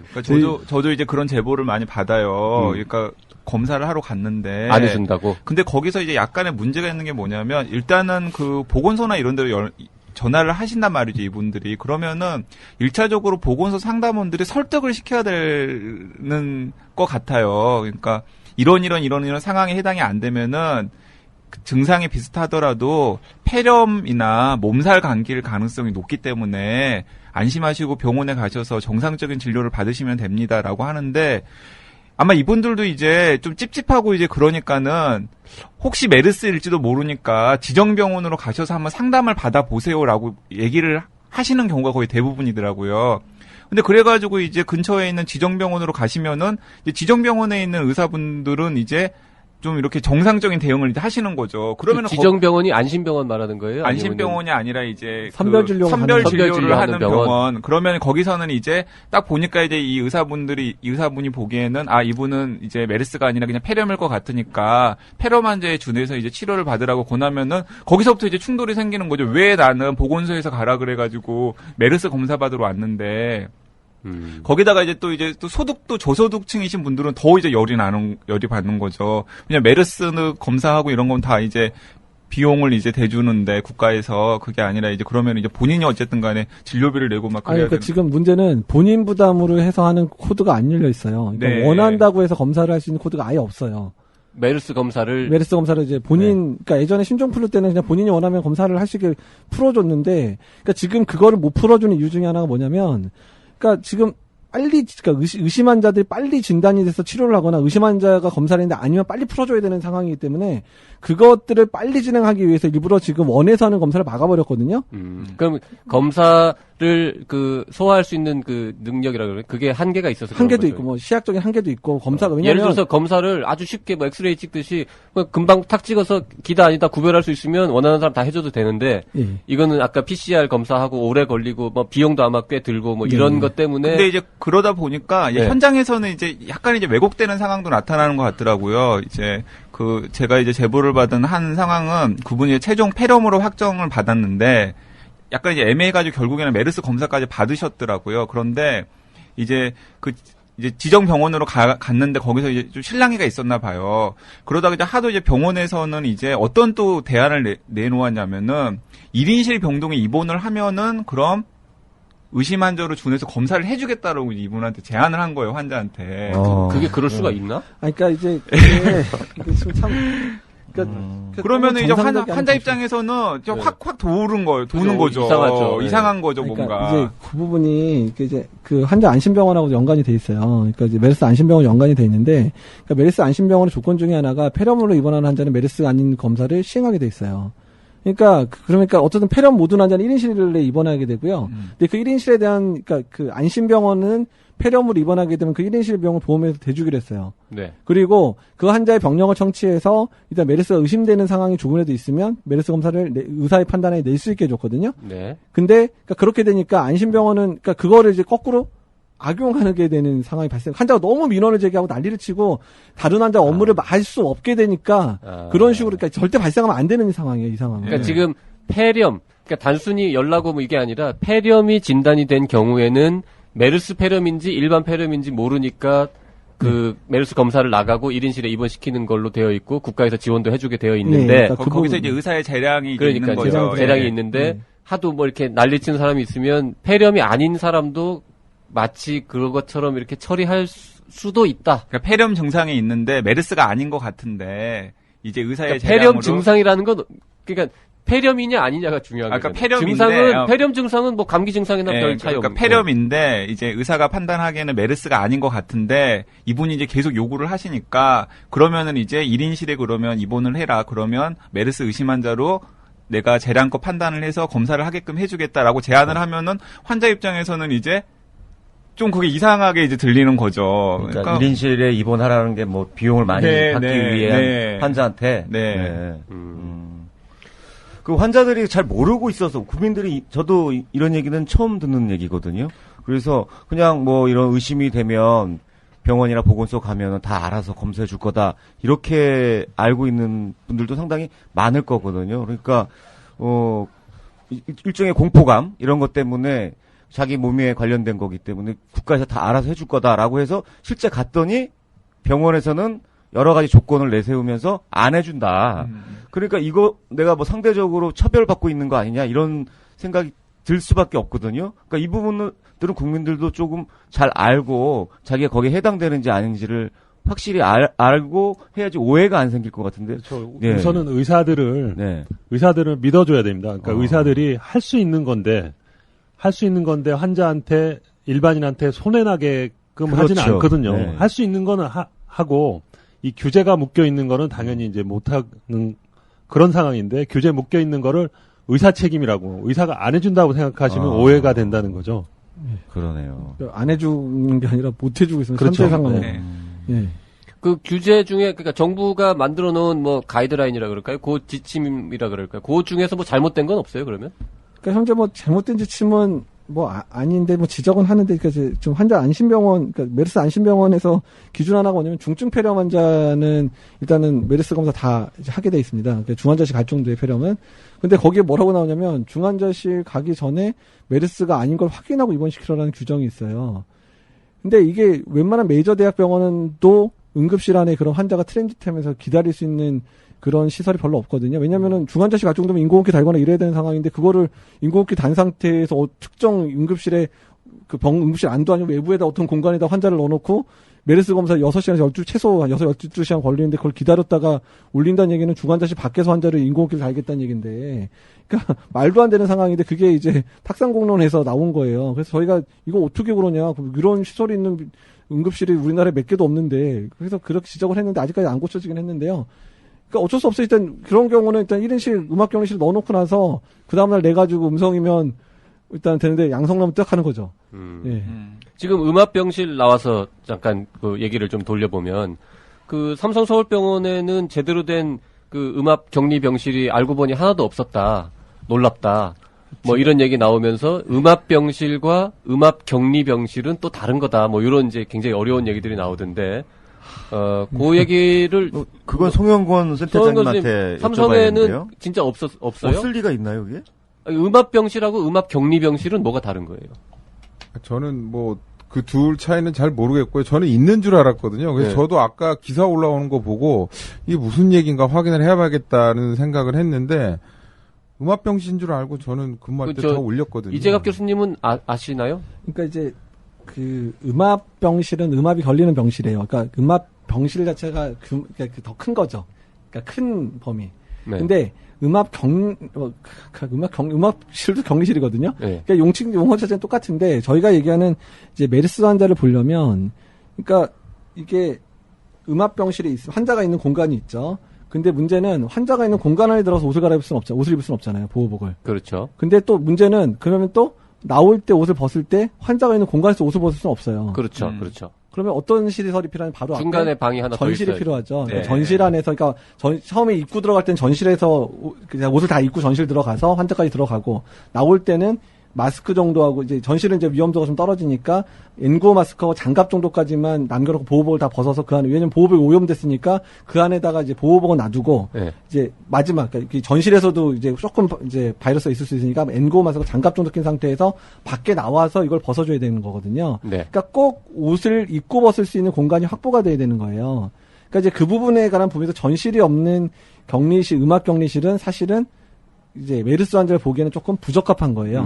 그 문 들어오고 나가고 문 열고 하는 그 사이에 뭐 이렇게 오염이 될 수 있으니까 중간 방이 필요한데 또 그 중간 방에도 음압이 걸려 있어야 돼요. 왜냐하면 그렇죠. 그 안에 있는 병실에 있는 게 잠깐 농도가 낮긴 하면 여기 나오니까 거기서 또 빠져나가야 되니까 그래서 국가지정 격리병상의 특징의 그 음압격리실은 그 안에 음압실이 환자가 있는 음압실이 있고 그 다음에 그 의료진들이 거주할 수 있는 전실에도 음압이 걸려 있어서 일부가 만약에 방문 열고 나올 때 나온 바이러스도 이 전실에서 한 번 더 빠져나가게 만들게 해놨거든요. 그러니까 그 안에서 이제 기본적인 바이러스 양이 적어지니까 그 안에서 좀 이제 편한 정도까지 옷을 벗어놓고 밖에 나올 수 있게 되니까 그러니까 그런 구조의 방이 삼성의료원에 몇 개 없었다는 얘기예요. 하나도 없었다던데요? 뭐 그건 모르겠는데 근데 사실은 그거를 어떻게 하면 그러니까 구조를 만들 수는 있거든요. 그러니까 구조를 만들어서 노력을 하면 될 수 있는데 그게 단시간에 되지는 않는 문제가 있다는 얘기죠. 그렇게 잘 만들어진 전실이라는 게 결국 앞방이라는 뜻인 거죠, 지금. 그렇죠. 네, 앞에 있는 방. 네. 그렇게 되어 있는 총 격리병실의 숫자가 대한민국에 몇 개나 됩니까? 그러니까 이제 정말 메르스 정도를 제대로 볼 수 있게 만들어진 거는 국가지정격리병상에서 네. 이제 105 병상인데 병실 숫자는 70개예요. 왜냐면 그걸 또 왜 다인실로 만드는지 모르겠는데 다인실이 뭐 두세 명이 같이 번하는 경우가 있어서 근데 뭐 가능은 해요. 그러니까 회복기 환자들 같은 경우에 다 좋아져서 이제 퇴원만 앞두고 검사만 앞두고 있는 사람들 뭐 두세 명 모아 있는 건 가능해요. 근데 그렇게 하는데 어쨌든 만약에 현재 급성으로 들어온 환자들이 들어갈 수 있는 거는 76개인가 있고 지역 거점 병원이라고 해서 서울시랑 일부 시도에서 자기네가 돈을 들여서 만든 병상들이 있는데 그건 숫자 파악은 잘 안 되는데 어쨌든 그런 것까지 합치면 뭐 한 150개에서 200개 정도는 될 거라 생각은 하고요. 그다음에 일부 대학병원들이 이제 병원을 이제 리모델링하거나 새로 지으면서 어차피 국제적인 표준에 맞춰야 되겠다 생각해서 전실 있는 음압병실을 만든 데가 또 일부가 있어요. 일부는 국가에서 그 병실 만드는 비용을 좀 지원해줘서 만든 그러니까 국가지정격리병상. 국가지정격리병상. 거기 이제 그 한병동 전체를 이제 일반 격리실, 음압격리실, 그다음에 전실 있는 음압격리실 이런 형태로 좀 구분을 해서 만들어졌는데 그 한병동 만드는데 30억 정도 들어요. 한 병동. 예. 그래서 이제 거기서 이제 그 병동에서 메르스 정도처럼 좀 중한 병을 치료할 수 있는 정말 제대로 돼 있는 병실 자체는 국가지정 격리병상에도 그 보통 한 2-30병상을 만들어주는데 그런 환자를 볼 수 있는 병실은 6개에서 10개 정도밖에 안 돼요. 그 한 병동 아까 그 30억이라는 게 그 병실로 따지면은 그럼 뭐 한 10개 이 정도인가요, 그러면? 그러니까 병실로 말하면 10개 내외인데 10개 그 중에서 정도. 음압이 안 걸리는 격리병상도 또 있어요, 그 안에서는. 그러니까 실제 그래서 이런 환자를 볼 수 있는 방 자체가 이제 국가지정 격리병상이 6개밖에 없는 거예요. 예. 지금 그 대한민국의 인구나 뭐 여러 가지를 고려했을 때 그 정도 150개 뭐 여러 종류가 있다고 말씀하셨지만 그 정도는 충분한 거예요? 아니면은 뭐 턱없이 부족한 거예요? 뭐 그러니까 그거는 따질 수는 없는 게 유행의 정도에 따라서 완전히 달라지는 거거든요. 그러니까 메르스가 지금 160명을 넘어갔잖아요. 그러니까 현재 지금 치료받고 있는 사람이 100명이 넘습니다. 그러니까 지금 국가정리 병상이 아까 말한 105 병상인데 뭐 1인실을 할 수 있는 게 70 몇 개라 그러면 이미 거기 넘쳤어요. 네. 그다음에 지역 거점 병원에 일부의 환자들이 갔고 그것도 모자라서 일부 대학병원급들은 다 차출돼가지고 다 환자를 받고 있거든요. 그렇다고 그 비싼 거를 막 수천 개를 준비해 놓을 수는 없는 근데 거잖아요. 이제 이게 이제 중요한 생각인데 컨셉의 차이인데 이런 상황이 한번 발생했는데 만약에 200-300명 환자 발생하는 일이 벌어졌다. 근데 지금 우리나라에는 100개밖에 없다. 이 상황, 그러니까 최악의 상황을 언제나 고려해야 되거든요. 그러니까 그래서 이제 홍콩이 이제 벤치마킹 대상인데 홍콩 같은 경우에 사스 때문에 아주 초토화됐었죠. 2002년, 2003년에. 그래서 아예 병원 하나가 이제 그런 식으로 된 병원이 하나 있어요. 예. 그리고 모든 병원마다 적어도 음압병리 병상을 막 적어도 뭐 20-30개 아니면 기본적으로 100개씩 만들어 놨어요. 자, 그 병상들을 그럼 평소에는 놀리는 건 아닐 거 아니에요? 뭐 이제 결핵 환자라든지 일반 병실로 쓸 수도 있는 그렇죠. 거죠. 그러니까 그런 걸 만들어 놓으면 좋은 게 뭐냐면 그냥 이제 호흡기 폐렴으로 이런 거 입원한 환자는 다 그냥 거기다 넣어놓으면 되죠. 근데 병원 입장에서는 유지비가 굉장히 많이 많죠. 든다고 들었어요. 그렇죠. 유지비가 엄청나게 들거든요. 공조하는 거 자체를 전기가 엄청 많이 들고 뭐 시설 관리 이런 그러니까 그 돈을 정부에서 대줘야 돼요. 아니 그냥 그런 특수한 음압 걸리고 공조 장치나 뭐 이렇게 빨아들이고 이런 거를 다 끄면 안 돼요, 그냥 문 열어놓고 일반 병실처럼 쓸 수는 없어요. 그러더라도 문제는 그러니까 그게 언제든 간에 사용 가능한 병실이어야 되니까 중간중간에 어떤 그렇게 아무렇게나 막 쓰면 거기가 더러워지니까. 더러워질 뿐만 아니라 기계가 안 돌아가고 있는 것도 확인도 안 된 상태에서 돌리면 안 되니까. 그래서 이번에도 이 국가지정 격리 병상으로 만들어진 일부 병원이 이제 평소에는 사용을 안 하니까 사무실로 썼던 사례도 그런 것도 있었다고 있었어요? 그래요. 그러다가 이제 난리가 나가지고 또 막 또 긴급히 막 그걸 또 이렇게 실제로 잘 돌아가는지 뭐 확인하고 뭐 이러면서 난리가 벌어졌다라는 제보를 제가 받은 적이 있거든요. 그래서 확인해 보니까 실제로 그랬더라고요. 기사 썼어요? 기사는 안 썼어요. 왜? 왜 하신 거예요? 지금은 그 병원들이 지금 환자 받고 열심히 노력하고 있으니까. 네. 알겠습니다. 네. 그래서 이 사태를 보건학적으로 이제 보자면 의학과 보건학의 차이는 의학은 한 개인을 치료하는 것이고 보건학은 인구 집단, 파퓰레이션을 대상으로 한단 말이죠. 그러면 보건학적으로 이 메르스 사태를 해결하려면 그거는 정말 컨트롤 타워가 필요합니다. 왜냐하면 의학에서 내가 의사인데 환자 한 명을 말을 듣게 하려면 꼬시기도 하고 겁도 줘야 되고 뭐 약도 줘야 되고 여러 가지 하잖아요. 그래서 이제 컴플라이언스라고 수용도를 높이는데 온 인구, 우리나라 대한민국 파퓰레이션을 그렇게 하려면 얼마나 이게 많이 필요하겠어요. 그러면 행자부나 교육부나 다 컨트롤하는 사람이 필요하다는 거죠. 행자부는 도대체 언제적 용어입니까, 그건? 안행부인가요? 네, 안행부나 다 필요하다는 거죠. 그러면 다 모여가지고 우리의 프라이어리티가 뭐냐, 우선순위가 뭐냐, 생명, 공부냐, 생명이냐. 그러면 휴교 이렇게 결정을 하는 거죠. 국세청 세금이냐 생명이냐. 국세청도 교육부도 다 이 전체 컨트롤 타워의 말을 들어야만 보건학적으로 파퓰레이션을 움직일 수 세무조사하지 말아야 된다 이렇게 되는 거예요. 그러면 아니 예를 든 것이고요. 네. 그러니까 부처 간에 우리 부처가 해야 된다 앞장서야 된다를 할 때 최고의 가치를 프라이어리티를 국민의 생명이라고 뒀으면 생명을 지키는 사람의 말을 다 들어야 된다는 거죠. 가서 다른 MC들이 지금 국회의원을 보는 눈빛으로 보고 있어요. 네.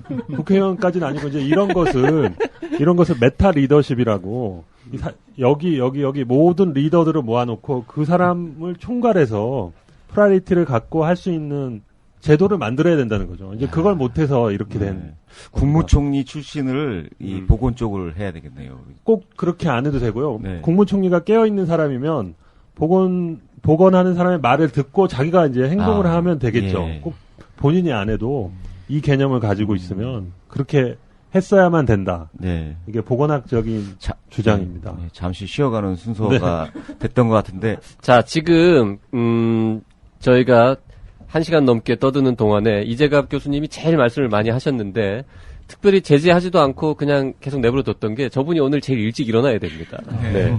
지금 지방 출장 또 오늘 지금 요즘 뭐 하여튼 의사협회 일, 뭐 정부 일, 뭐 학회 뭐 5만 가지 일을 다 하시느라고 아주 바쁘시잖아요. 네, 그래서 지금 지방에 고생하고 있는 병원들 방문해서 네, 방문들을 이제 솔루션을 제공하는 일들을 하고 있습니다. 네, 가서 뭐 혼내러 가는 게 아니라 이제 도와드리러 가는 거죠. 컨설팅, 환자 격리 어떻게 하는 게 좋고, 네. 병실을 어떻게 만드는 게, 음압 병실을 어떻게 만들어야 되고 이런 것들 컨설팅 해주고 있습니다. 네, 그래서 좀 이따가 이제 일어나실 텐데요.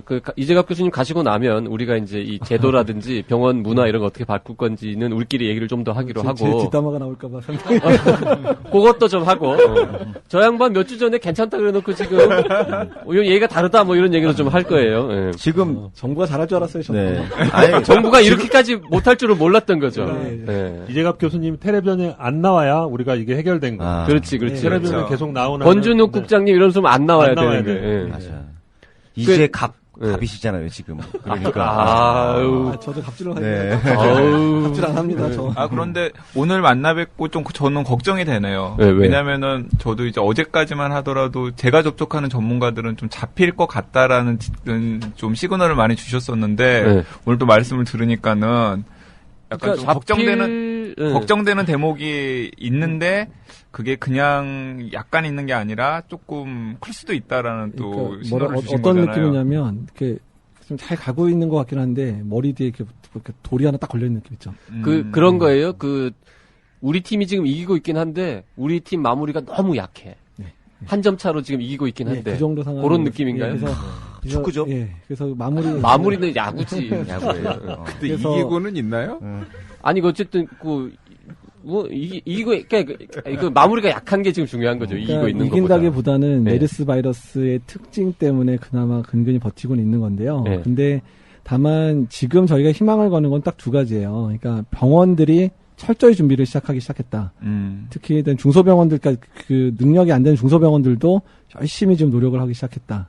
그다음에 두 번째는 국민들이 이제는 좀 잘 알고 계셔서 메르스란 병을 잘 알게 돼서 조금이라도 의심되는 상황이면 먼저 와서 얘기를 해주기 시작하는 게 있어서 일단은 이렇게 여러 병원들이 그냥 무방비로 뚫리는 상황들이 천천히 줄어들고 있는 거. 천천히 줄어들고 있다. 좀 그렇다면은 6월이 지나더라도 어쨌든 산발적으로 환자들이 나오는 건 당분간은 계속 될 수밖에 없겠네요. 어차피 모든 유행이라는 게 딱 해서 확 커져서 끝나는 건 아니고요. 이제 노출됐던 사람들이 한두 명 이렇게 발생하다가 어느 순간인가에 딱 끊기거든요. 그러니까 그 부분이 언젠지가 중요하고요. 그리고 최종 종식은 마지막 환자 끝나고 나서 적어도 4주 정도 경과, 그러니까 잠복기에 2배 경과를 하고 최종 종식을 선언하기 때문에 그러니까 실제 최종 종식 완전히 끝났다라고 얘기하는 거는 사실 정말 2, 3개월 이상이가 이후에 될 거예요. 최종 종식. 근데 어떻든 이 산발적인 발생 정도로 끊기는 시점이 언제가 될 건지가 지금은 제일 중요한데 저희가 가장 낙관적인 시나리오는 지금 뭐 정부도 하고 있는 다음 주 말 정도시지만 만약에 중간에 피크가 조금 커지면 한 번 더 거쳐서 한 번의 잠복기를 더 거쳐야 되는 지금 한 3주 정도 있다가 있을 가능성이 그러니까 좀 이게 이제 중간 비관 정도인 사람. 그다음에 정말 비관적인 사람은 2달도 더 갈 거다가 생각하는 사람. 아니 2달 후에라도 끝나면 그나마 더 비관적인 전망은 없어요, 그러면? 그러니까 이제 사우디에서 제일 큰 유행이 4개월 갔거든요. 4개월. 4개월. 네. 그래서 갔는데, 그러니까 지금 이제 저희 딱 한 달 됐잖아요. 그러니까 이제 이상한 4개월 만에 끝나려면 근데 지금 중동에서는 이랬으니까 우리는 이럴 것이다라는 예측이 다 틀렸잖아요, 지금. 그러니까 중동보다 더 길게 갈 가능성은 없냐고요. 크게 다르진 않아요. 그러니까 중동도 이렇게 막 병원 간에 막 퍼질까 이런 생각 안 해서 병원이 확 퍼졌고, 네. 근데 다만 숫자가 우리가 너무 그렇죠. 많았던 거. 한 병원에서의 숫자가, 그러니까 한 명이 감염시킨 숫자가 너무 커진 거. 그러니까 이 숫자가 커진 게 이제 한국의 의료 시스템의 영향이에요. 중동에서는 8명, 병원에서 한 사람이 8명 정도까지 사례는 있었다 그러더라고요. 근데 이제 우리나라처럼 뭐 수십 명, 뭐 37명, 80명 이렇게 발생하는 그 나라에 삼성병원만한 병원이 없었던 거죠. 네, 그렇게 거예요. 복잡한 병원이 없었던 거죠. 그리고 또 응급실이. 우리나라 응급실 문화도 없었고, 그래서 뭐 이제 역학, 여기 이제 뭐 잘 아시겠지만은 그런 분들이 이걸 만약에 논문으로 쓴다고 하더라도 외국 학자들이 이해를 잘 못할 것 같다라는 걱정도 많이 하시더라고요. 그러게 한국의 응급실이라는 게 어떻게 생겼고 어떻게 생겨먹고 여기 3일씩 네. 있을 수 있다라는 사실을 일일이 다 설명해주기 전에는 그러게요. 어차피 근데 뭐 논문이나 그 책이나 뭐 여러 가지 이제 많이 나올 거라고들 하던데 자 어쨌든 그 지금 이재학 교수님 가시기 전에 한마디만 더 확인하면은.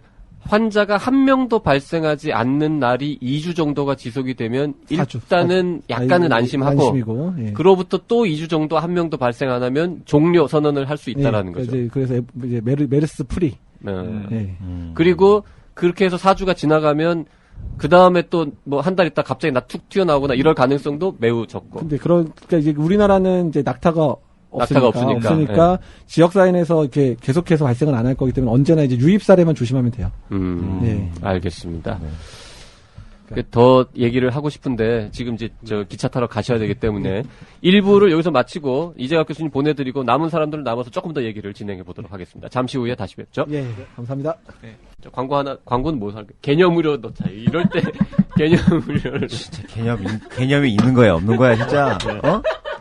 개념의료. 여기서 개념. 아니 여기서 그러면 그렇다고 무슨 꽃보다 군인은 이상하잖아 광고가. 개념으로 괜찮은 거예요. 개념으로 하세요. 의료 민영화, 원격 진료, 고괄수가제 3대 비급여. 대한민국 보건의료에 관한 모든 궁금증이 단박에 풀린다. 복잡하기 짝이 없는 한국의 의료 현실을 이렇게 선명하고 친절하게 그려낸 책은 없었다. 개념 의료. 왜 병원에만 가면 화가 날까? 교양 시민을 위한 개념 있는 의료 이야기. 더 건강한 대한민국을 위해 우리 모두가 알아야 할 불편한 진실. 정치 사회 분야 베스트셀러 개념 의료. 온라인 오프라인 서점에서 절찬 판매 중. 자, 광고 듣고 왔습니다. 자, 이재학 교수님은 이제 가셨고 저희 남은 사람들끼리 아까 못다한 이야기 조금 의학 전문적인 얘기보다는 좀 사회적인 얘기, 시스템, 제도, 문화 이런 얘기를 좀 몇 마디 더 하고 마무리하도록 하겠습니다. 자, 언제가 될지는 모르겠지만 조만간 진정은 될 겁니다. 하지만 여러 가지로 온 국민한테 좀 많은 상처를 남기지 않을까 이런 걱정이 됩니다. 자, 뭐 사회적으로 이게 어떤 지금 영향을 줄지, 어떤 부분을 고민해야 될지 이런 얘기를 좀 나눠보죠. 벌써 그 발빠른 C 신문, 일간지 C 신문에서는 병원 문화 개선에 대해서 특집들을 이제 싣고 있죠. 문병이라든지. 뭐 다인 이름도 말하기 싫은 거예요. 그러니까 C라고 얘기하는 거는 공정성을 기하기 위해서 C 신문. 네. 이제 그건 뭐 저도 동의하고 좋은 기획인 것 같습니다. 근데 아울러서 이제 의사들이 저희가 환자를 볼 때 예전부터 3분 진료라는 거 예전부터 얘기 있었잖아요. 근데 그 3분 진료가 아니었다면 메르스 사태가 또 다른 국면일 수도 있었다는 것이 저희 의대에서 이제 의대 학생들이 시험을 봅니다. 시험 볼 때 병력 청취하는 시험을 보죠. 실제로 모의 환자한테 청취를 하는 걸 점수를 매기는데 하나도 빠뜨리면 안 되게 돼 있어요. 거기 보면 최근에 뭐 해외여행 다녀오신 적이 있습니까? 이걸 꼭 물어보게 돼 있습니다. 왜냐하면 메르스 전에도 우리가 뭐 에볼라도 있고 그 전에 사스도 있었지만 그 전에 말라리아도 있고 뭐 댕기열이나 황열병이나 다른 나라에서 올 수 있는 열병들이 있기 때문에 그것을 꼭 물어보게 돼 있단 말이죠. 그거 빠뜨리면 감점 하나 합니다. 그렇게 이제 배울 때는 쭉 그렇게 배우지만 실제 진료실에서는 그걸 물어볼 시간이 없다는 거죠. 3분 진료니까 어디가 아프십니까? 언제부터 아프십니까? 그러면 검사는 이거 해야 됩니다 하면 그 검사 꼭 해야 됩니까? 뭐 그 얘기 하다 보면 3분 금방 지나간단 말이죠. 그래서 이 3분 진료 문화가 15분 진료, 뭐 30분 진료로 됐더라면 원칙대로 병력 청취를 해서 조금 더 사우디나 뭐 갔다 오신 중동에 갔다 오신 분들을 잘 걸러내지 않았을까 뭐 이런 생각을 해봅니다. 자, 뭐 3분 진료 개선은 너무 어려운 문제라서 병문안 그 얘기 조금 해볼까요? 진짜 우리나라처럼 병문안 문화가 있는 나라는 사우디 말고는 없다는 얘기 하던데. 기본적으로 병원에 입원해 계시면은 좀 찾아가지 않는 게 오히려 그분을 위하는 것이라는 좀 문화가 좀. 그러니까 그런 문화를 어떻게 만들어야 될까 지금? 근데 뭐 이번 일을 계기로 해서 약간 좀 그런 인식 같은 경우는 좀 확산이 되지 않을까요? 확산될 것 같습니다. 근데 어쨌든 이번 일을 계기로 해서 많은 분들이 이제 병원 내 감염이라는 게 얼마나 무서울 수 있을지에 대해서는 좀 확실히 자각을 하셨을 것 같고, 그러니까 병원이라는 곳이 굉장히 안전한 곳이 아니라 안전한 곳이 되어야 하지만은 사실은 또 굉장히 여러 가지 위험 요소들이 있는 곳이다라는 걸 확실히 아셨을 테니까 좀 병문안 문화 자체는 조금만 여기서 이제 약간 좀 뭐 캠페인이 되었든 아니면 뭔가가 되었든 하면 좀 바뀌는 계기가 되지 않을까 하는 생각도 듭니다. 어제 대전 건양대 병원 가서 녹음할 때도 요 얘기가 나왔었는데 이 대전 시민들은 그래도 좀 적게 오는데요. 시골에서 오시는 분들은 면회객이 더 많답니다. 심지어 3, 40명이 전세 버스를 타고 면회를 오시는 경우도 봤다 그러더라고요. 이천에 또 면회객들 많이 오죠. 네. 근데 컨트롤이 잘 안 되죠. 논리적인 대화가 불가능하신 분들이 많이 그러니까 오기 그게 때문에. 정이라고 생각하니까. 그리고 내가 입원했을 때 저 친구가 왔었는데 저 사람 입원했을 때 내가 안 가면은 이거는 도리가 아니지. 이 분위기가 있다라는 거죠. 또 중증 환자일 경우에 더 오실 거 아니에요. 그럼요. 얼굴을 한번 봐야 된다. 이런 식의. 그거 참 어려운 문제. 근데 진짜 좀 중증 환자의 경우에 막 정말 안 좋으신 경우에는 어떻게 될지 모르니까 얼굴 한번 봐야지라고 하는 분들한테 오지 말라고 하는 건 또 너무 야박하게 들리는 것 같기도 한데. 근데 원칙적으로 그런 분들은 임종실이나 그렇게 할 수 있는 공간을 따로 만들어주는 게 맞고요. 이제 호스피스 개념이 들어간다는 얘기인데 의료진이 사망 예측이 가능하고 거기서 더 이상 의학적으로 해줄 게 없는 상황이 된다면 사실은 가시는 순간에 뭔가 가족끼리 있는 시간을 주는 게 맞고 그런 공간을 따로 만드는 게 맞는 거죠. 따로 만들어서. 그 얘기 하려면 이제 이 연명치료 중단 이런 복잡해지는 거죠 또. 하여간 이제 그런 식의 진료나 그런 공간을 하려면 아까도 말씀드렸지만 정말 뭐 청취자분들이 듣기 싫어하는 얘기일 텐데 돈의 문제입니다. 돈의 문제. 결국에는 돈의 문제로 가는 거고 이 시스템이 지금 여기까지 왔던 가장 큰 이유는 우리나라 대한민국의 질병관리본부의 수준이 그냥 무늬만 갖춰져 있지 미국이나 이런 나라하고 비교해보면 형편없는 수준이라는 거 다 알고 있고요. 그렇지만 제가 복지부 관계자분들하고 이제 계속 예산에 관련돼서 이런 거를 얘기할 때 이분들도 하고 싶지만 기획하고 예산을 책임지는 부처에서 돈을 안 준다는 거죠.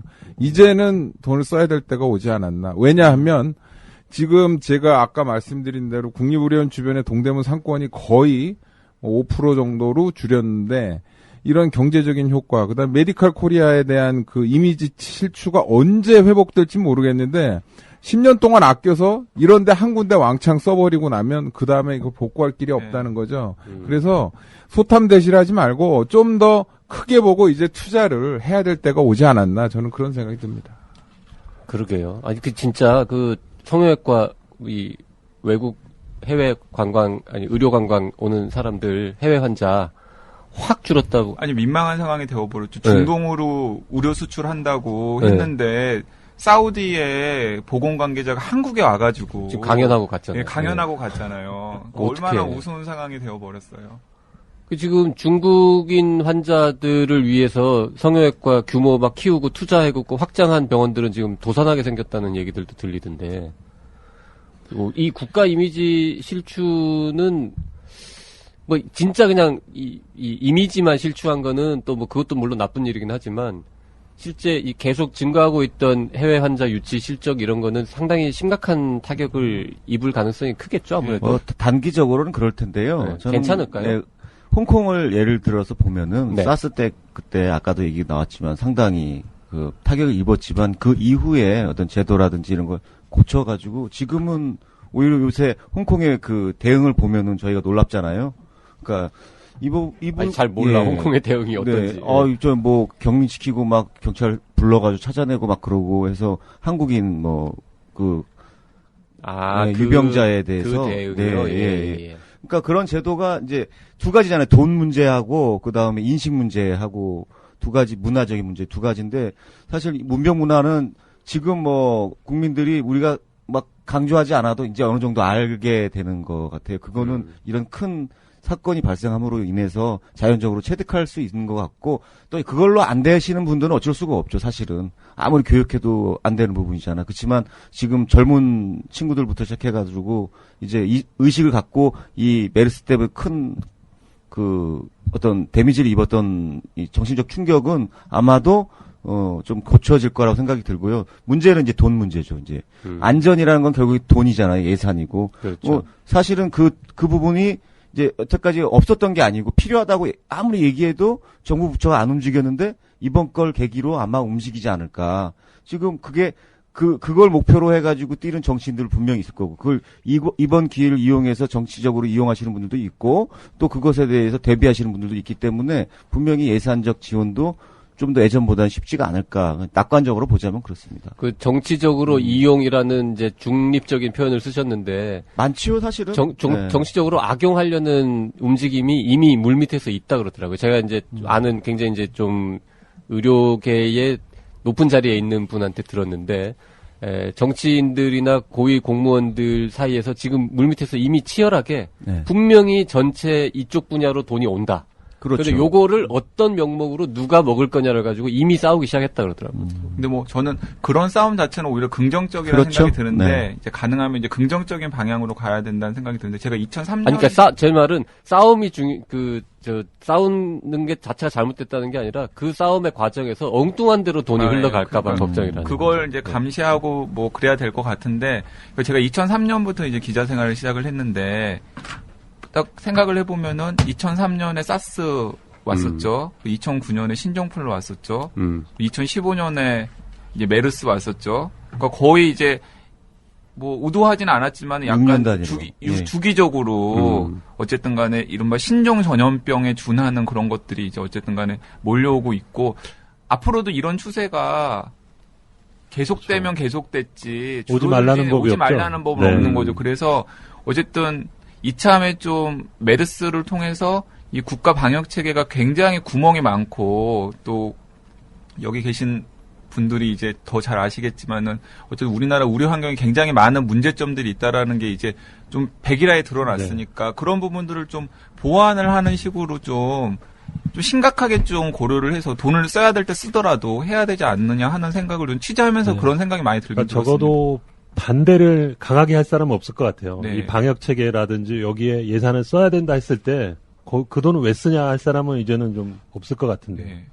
근데 이제 그 돈은 사실은 세금 전체 정부 예산에서 투입하니까 특별히 국민들이 저항할 뭐 이유도 없고 저항하기가 쉽지 그런 구조가 아닌데 문제는 이 병원 감염 관리라든지 안전 관련되는 부분에 돈을 쓰기 위해서는 건강보험료를 올려야 할 가능성이 높다라는 거죠.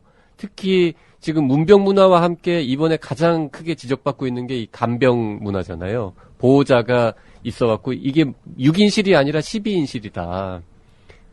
다른 웬만한 선진국은 다 1인실 아니면 2인실이 기본인데 대한민국은 12인실이 기본이기 때문에 확 커진다. 이 문제를 어떻게 해결할 거냐라는 건데 아니 보호자 중에서 솔직히 그 6인실에 이제 보호자가 6명이 있으면 그 중에 뭐 3명은 가족이고 가령 3명은 이 돈 받고 일하는 간병인이라고 치자고요. 그 6명의 보호자 중에서 정말 그냥 효심이 지극하고 시간이 남아돌아가지고 거기에 앉아서 지키는 사람이 누가 있으며, 네? 그렇잖아요. 그러면 왜 그거 가 있냐라는 거죠. 그러면 둘 중에 하나 아니에요? 간병비로 하루에 뭐 6만원, 7만원, 8만원을 쓰거나 아니면 본인이 한 명 시간을 완전히 희생해서 거기 가서 이렇게 불편하게 지내야 하는데 그 비용을 평소에 한 달에 3,000원이라도 보험료를 더 내면 그거를 병원 내에 이제 간호 인력에서 제공할 수 있게 그렇죠. 하는 게 그게 네. 이제 포괄 간호 서비스이고 뭐 여러 가지 보호자 없는 병동 뭐 이건데 지금 벌써 시범 사업만 몇 년 했죠, 우리? 한 5년 했나요?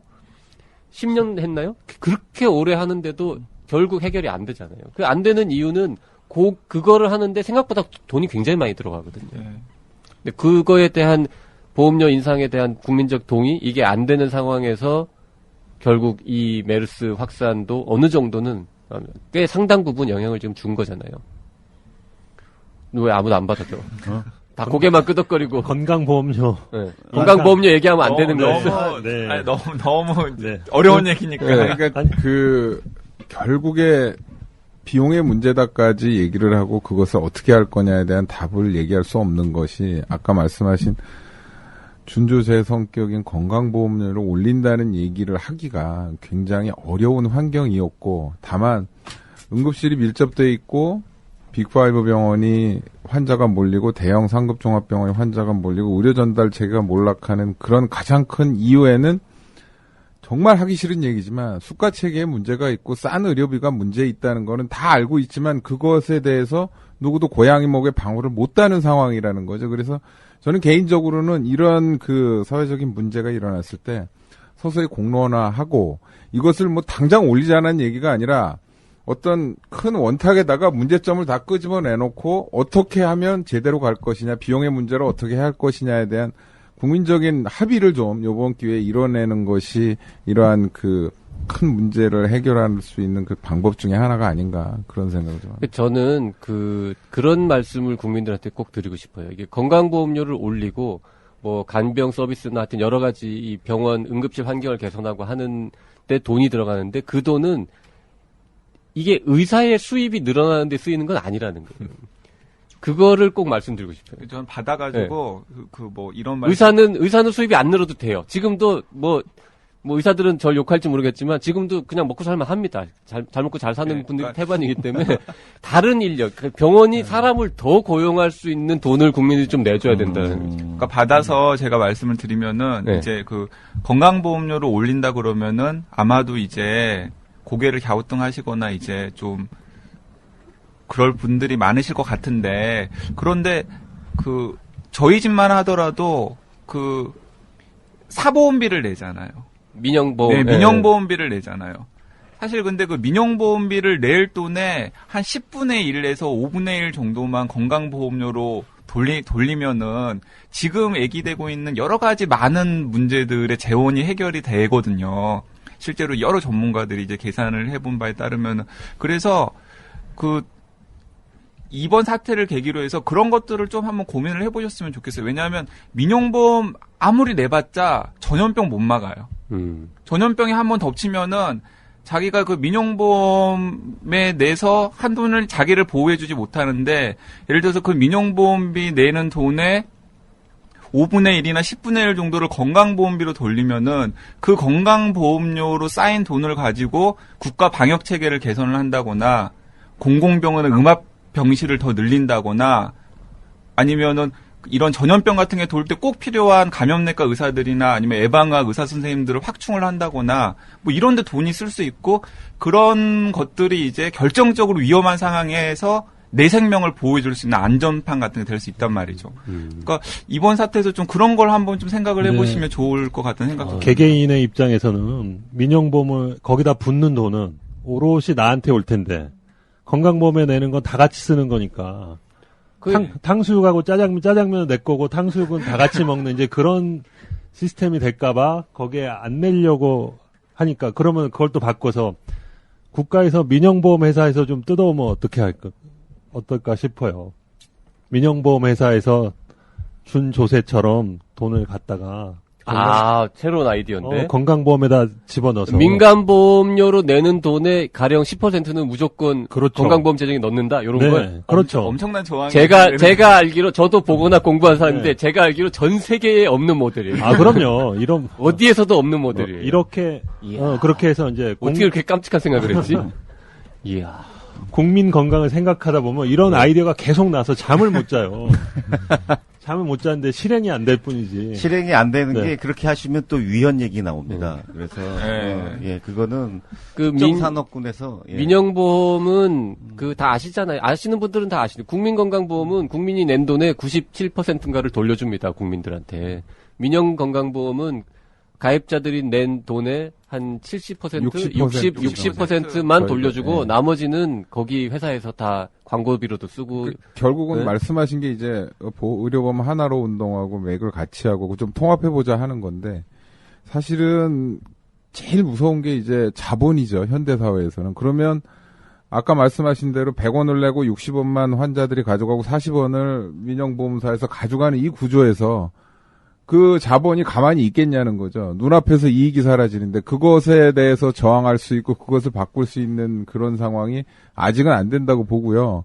그 다음에 그러한 돈의 문제 이런 것들은 좀 제일 먼저 중요한 게 정부에 대한 어떤 신뢰도가 분명히 따라야 되는 거고 세월호 사태와 여러 가지 작품의 사태를 겪으면서 국민들이 왜 불안해하느냐를 가만히 따져보면 정부에서 발표하는 걸 다 믿질 못하는 거예요. 처음에 대처부터 잘못됐고 그거에 대해서 병원 공개했어야 되고 한 발자씩 늦은 대책을 내놓기 때문에 과연 진짜 이게 맞는 얘기냐 하는 얘기가 나오는 거고 그런 신뢰도를 높이지 않은 상황에서 의료보험을 높이고 뭐하고 이런 아무것도 안 되는 거거든요. 기본이 먼저 해놓고 그 다음에 보건의료에 대해서 어떻게 확충할 거를 생각을 해야 될 것 같아요. 네, 전적으로 동감합니다. 그러니까요. 정부를 못 믿으니까 그게 참 문제예요. 그 얘기를 좀 해드리고 싶어요. 지금 이제 저는 사실 예전에는 그런 오더를 내리는 입장에서 진료를 한 사람이고 지금 그걸 받는 입장인데 사실은 지금 굉장히 첨예한 문제인데 지자체와 중앙정부가 엇박자를 내는 게 있었잖아요. 그렇게 되면 일선에 그 지시를 받는 의료기관에 있는 사람은 굉장히 혼란스럽다는 거죠. 왜냐하면 어떤 날은 하루에 5군데에서 전화가 와요. 어저께 메르스 환자 있었냐, 의심 환자 있었냐, 중앙응급의료센터, 지자체, 보건소. 그러니까 이게 일을 할 수가 없는 거라는 거죠. 그래서 어떠한 공공의료 체계, 특히 보건에 관련돼서는 공공의료 체계를 확립을 하되 경찰이나 소방 같은 일맥상통한 어떤 지휘 계통이 있어야 되겠다. 왜냐하면 이거는 어떻게 보면 전쟁과 다름없는 상황인데 여기서 내려오는 것 따로 저기서 내려오는 것 따로 누구는 지자체의 이익을 통해서 저렇게 하려고 그러고 누구는 이렇게 하려고 그러니까 실제로 뭔가 환자를 접하고 하는 사람들은 혼란이 오기 시작하는 거죠. 그래서 결국에는 지자체 소속인 보건소나 이런 거를 좀 중앙정부 소속으로 하든지 뭘 해서 진료 기능을 띄고 방역이나 보건 이런 상황에서 딱 일사불란하게 움직일 수 있는 지휘 체계를 좀 만들어줬으면 좋겠다라는 게 저는 사실 일선에 있는 의사의 입장이에요. 그러니까 이번에 이제 그런 문제들이 좀 많이 나온 것 같아요. 그러니까 일단은 최고수장 이런 상황이 생기면 어쨌든 최고수장이 이제 보건복지부 장관과 질병관리본부장인데 일단은 보건복지부잖아요. 네. 그러니까 이제 특히 이번에 이제 어쨌든 간에 문 장관님께서 이제 사실 보건에 전혀 문외한이시기 때문에 아마도 그냥 후문으로 듣기에는 이제 그 질병관리본부장님은 실장급이니까 어쨌든 간에 차관 거쳐가지고 장관 거쳐가지고 뭔가 이제 어쨌든 결재를 받아야 되는데 이해를 시키는데도 상당한 많은 시간이 걸리고 그 과정에서 여러 가지 또 말 못할 해프닝도 많이 있었다는 얘기를 들었는데 네. 그러니까 어쨌든 간에 좀 국가 거의 비상사태나 재난사태에 준할 정도의 어떤 그런 일사불란한 대응이 필요한 시점에서 이 방금 말씀하신 그 보건 라인이 일사불란하게 움직일 수 있도록 좀 전체적으로 제도를 정비하는 건 정말로 좀 필요한 일이 아닐까 하는 생각이 듭니다. 그러니까 단적인 예를 들으면 DUR이 돼가지고 의료기관 방문 정보가 오픈됐다 그러는 게 6월 6일 저녁 10시인가 보도자료로 나왔어요. 오늘 지금부터 된다. 실제 을선 의료기관에 다음 날이니까 화요일 날 아침 11시에 공문이 왔는데 그게 복지부에서 온 게 아니라 이렇게 해서 오픈됐습니다 하는 공문은 공단에서 왔어요. DUR이 공단 소속이기 때문에. 근데 그때도 개인정보보호법 때문에 사인을 다 맡으라고 그러더라고요. 내가 너 지금 그 환자분의 그 개인정보를 들여다볼 텐데 이거에 동의라는 사인을 서류로 받으라고 그러더라고요. 그래서 그게 말이 되냐 지금 이 상황에서 그걸 어떻게 다 받냐. 그랬더니 다음날 공문이 바뀌어서 또 왔어요. 충분히 설명하면 그렇게 가라. 결국에는 이게 복지부에서 중앙 컨트롤 타워라는 데서 뭔가 지시를 내리면 저 같으면 공문을 통해서 받아야 되잖아요. 그거를 언론을 통해서 알고 우리는 왜 안 되냐? 3일 있다가 날라오는 거예요. 지휘 통제 체제가 없다는 거죠. 일을 하고 싶어도 뭐가 어디 들어가 있는지를 알아야 일을 할 거 아닙니까? 그래서 아까 제가 말씀드린 게 복지부에서 컨트롤을 하면 안행부, 교육부, 법무부에서 그걸 안 받아준다는 거죠. 같은 부서끼리 왜 나한테 이걸 명령을 하냐. 그러니까 이 전체한테 명령할 사람을 만들어야 되는데 그게 이제 메타 리더십이라고 해서 미국에서는 허리케인 카트리나 이후로 그런 걸 만들었어요. 그 시스템을. 이 일이 터지면 한 명을 딱 세워놓고 무조건 이 사람 말을 들으라고. 부서에 상관없이 이 사람 말을 다 들어라. 그럼 단일화된 명령이 쭉쭉 내려가게 되겠죠. 그런 걸 만들어야 된다는 거죠. 지금 그 사소한 건데 그 행정자치부가 맞대요. 요즘은 다시 바뀌었대. 그렇죠. 행자부. 네. 그럼요. 미안해요. 괜찮습니다. 네. 그 정부 부처 얘기가 나와서 그 드리는 말씀인데 이게 이제 농담처럼 몇몇 분들이 이미 지적하는 얘기가 요번에 이제 메르스 사태가 끝나고 나면은 대통령이 분명히 질병관리본부를 해체할 거다, 이번에는. 그 얘기를 하는데, 저는 진짜로 해체해야 된다고 생각합니다. 무슨 얘기냐면, 질병관리본부가 너무 존재감이 없었어요, 그동안. 맞아요. 그래서 해체에 준하는 수준으로 완전히 새로 만들어서 질병관리본부를 진짜 미국 CDC처럼 제대로 된 조직으로 뭐 다른 뭐 필요한 정부 국립보건원도 있고 지금 뭐 여러 가지 이제 기구들이 있잖아요. 뭐 그런 것들을 좀 합치고 다 이 재배치를 하면서 정부 역량도 좀 새로 넣고 검역 뭐 인천공항 검역소 뭐 이런 것부터 포함해가지고 하여튼 다 전반적으로 좀 새로 짜가지고 그거를 이런 일이 또 나타났을 때 대처할 수 있는 능력도 준비를 하고 평소에 일상적으로 여러 가지 질병 관리 컨트롤하는 이런 타워를 만드는 거 이런 식으로 해야 된다고 저는 생각을 합니다. 그래서 보건부 독립 얘기도 나오고 뭐 복수 차관제 얘기도 나오지만 뭐 그거는 뭐 그럴 수도 있고 해도 되고 안 해도 되는 일이라고 생각을 하지만 제일 중요한 거는 질병관리본부를 지금 그냥 복지부 저 밑에 있는 조그만 본부 하나 쉴 건도 없고 거기 그런 걸로 해가지고는 돼서 되는 게 아니라 진짜 파워도 있고 예산도 있고 인력도 충분히 있는 질병관리 뭐 이름은 뭐가 될지 모르겠지만 그런 거를 만들어야 된다라는 거죠. 왜 좀 받아줘? 내가 말만 하면 왜 아무도 안 받아주는 거야 아까부터? 너무 결론까지 지당하시니까 너무 지당했어. 너무 지당해서. 아니 너무 지당해도 뭐 올소 뭐 여지를 이런 조금 주셔야지. 그렇습니다 하고 나죠. 자, 그래. 자, 이제 뭐 정리하죠. 우리 배도 고프고 지금 이제 너무 오래 녹음한 것 같습니다. 들으시는 분들도 힘드실 것 같아요. 네. 자, 뭐 오늘 뭐 긴 얘기 나누었는데 뭐 희망사항이 됐건 아니면 뭐 이 청취자분들께 꼭 하고 싶은 말이 됐든 간에 한마디씩만 더 하고 오늘 정리해 보도록 하겠습니다. 자, 우리 웅박 먼저. 네, 청취자 여러분 안녕하십니까? 웅박입니다. 네.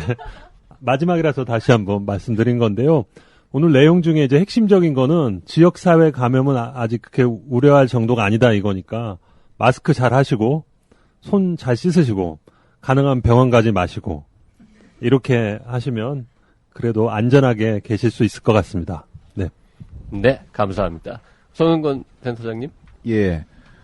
실제로 1차적으로 환자를 접하는 의사의 입장에서 메르스란 놈을 우리가 아직 정확하게 모릅니다. 지금 알고 있는 데이터가 1000여 명의 데이터를 분석을 해서 임상 자료를 가지고 있는 거기 때문에 사실은 잠복기가 2주라는 것도 사실은 하루 이틀 늘어날 수도 있는 문제고 전파 방식이나 이런 거 고유 특성에 대해서 아직 잘 모르고 있기 때문에 다만 현재까지 저희가 가지고 있는 지식이나 이런 걸 생각을 해봤을 때는 지역사회 감염은 없다. 병원 내에서 감염이 잘 된다. 이런 정도이기 때문에 과도한 공포라든가 이런 그거는 조금 자제하시고 의료진이 판단을 해서 이거는 검사가 필요하다 그러면 싫다고 그래도 합니다.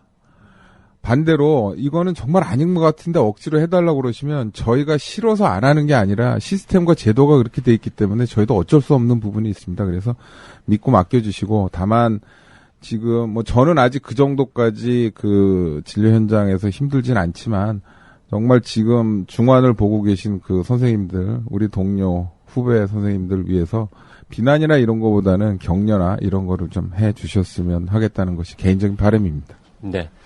자, 강영구 기자 오늘 아주 귀한 자리에 와주셨는데, 뭐, 소감 어떻습니까? 예, 저는 뭐 취재하러 왔는데 중간중간에 또 말을 좀 섞어서 약간 그렇긴 한데, 어쨌든, 방금도 말씀하셨지만은, 이제 여러분들이, 그리고 또 제가 계속 관찰을 해온 바에 따라서도 이 지역사회 감염의 가능성은 굉장히 낮은 것 같기 때문에 어쨌든 그렇게 많이 불안해하실 필요는 없을 것 같고요. 하지만은 다만 이제 계속 좀 예의주시하면서 정확한 정보를 이제 가지고 계시는 건 필요할 것 같고 또 이 사태가 끝날 때까지 제가 좀 정확한 정보를 좀 캐치하시는데 계속해서 도움을 드리겠다고 약속을 드려봅니다. 네.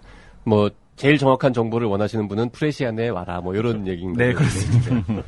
자, 우리 지난해에 굉장히 안타까운 일을 겪었을 때 노란 리본을 보면서 다들 이렇게 서로 격려도 하고 기운도 내고 했었는데 메르스 사태에도 뭔가 그런 어떤 딱 보면은 그래 우리 같이 힘을 모아서 이겨내 보자 뭐 이런 좀 심볼 같은 게 좀 있으면은 더 좋지 않을까 이런 생각도 하는데 아이디어가 없어서 좀 못 만들고 있는데요. 청취자분들 중에서도 혹시 뭐 좋은 의견 있으시면은 우리 다 같이 힘을 모아보자. 뭐 어떤 분은 제2의 금모으기 운동이 필요한 시점 아니냐 뭐 이런 말씀까지 하시던데 예. 다 같이 하여튼 어쨌든 뭐 국가적인 위기입니다. 원인이 어떻게 됐든 누가 뭐 잘했든 잘못했든 간에 다 같이 힘을 모아서 좀 극복을 해봐야 되지 않을까 이런 생각을 합니다.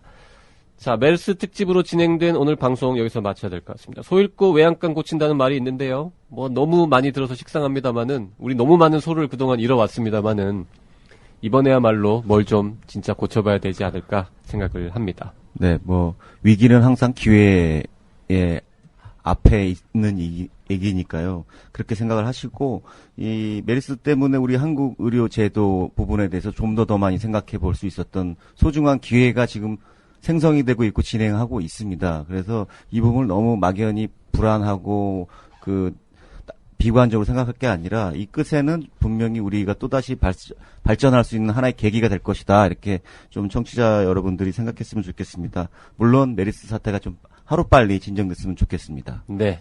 위기를 기회로 만드는 지혜를 발휘를 해야 할 시점이 지금인 것 같습니다.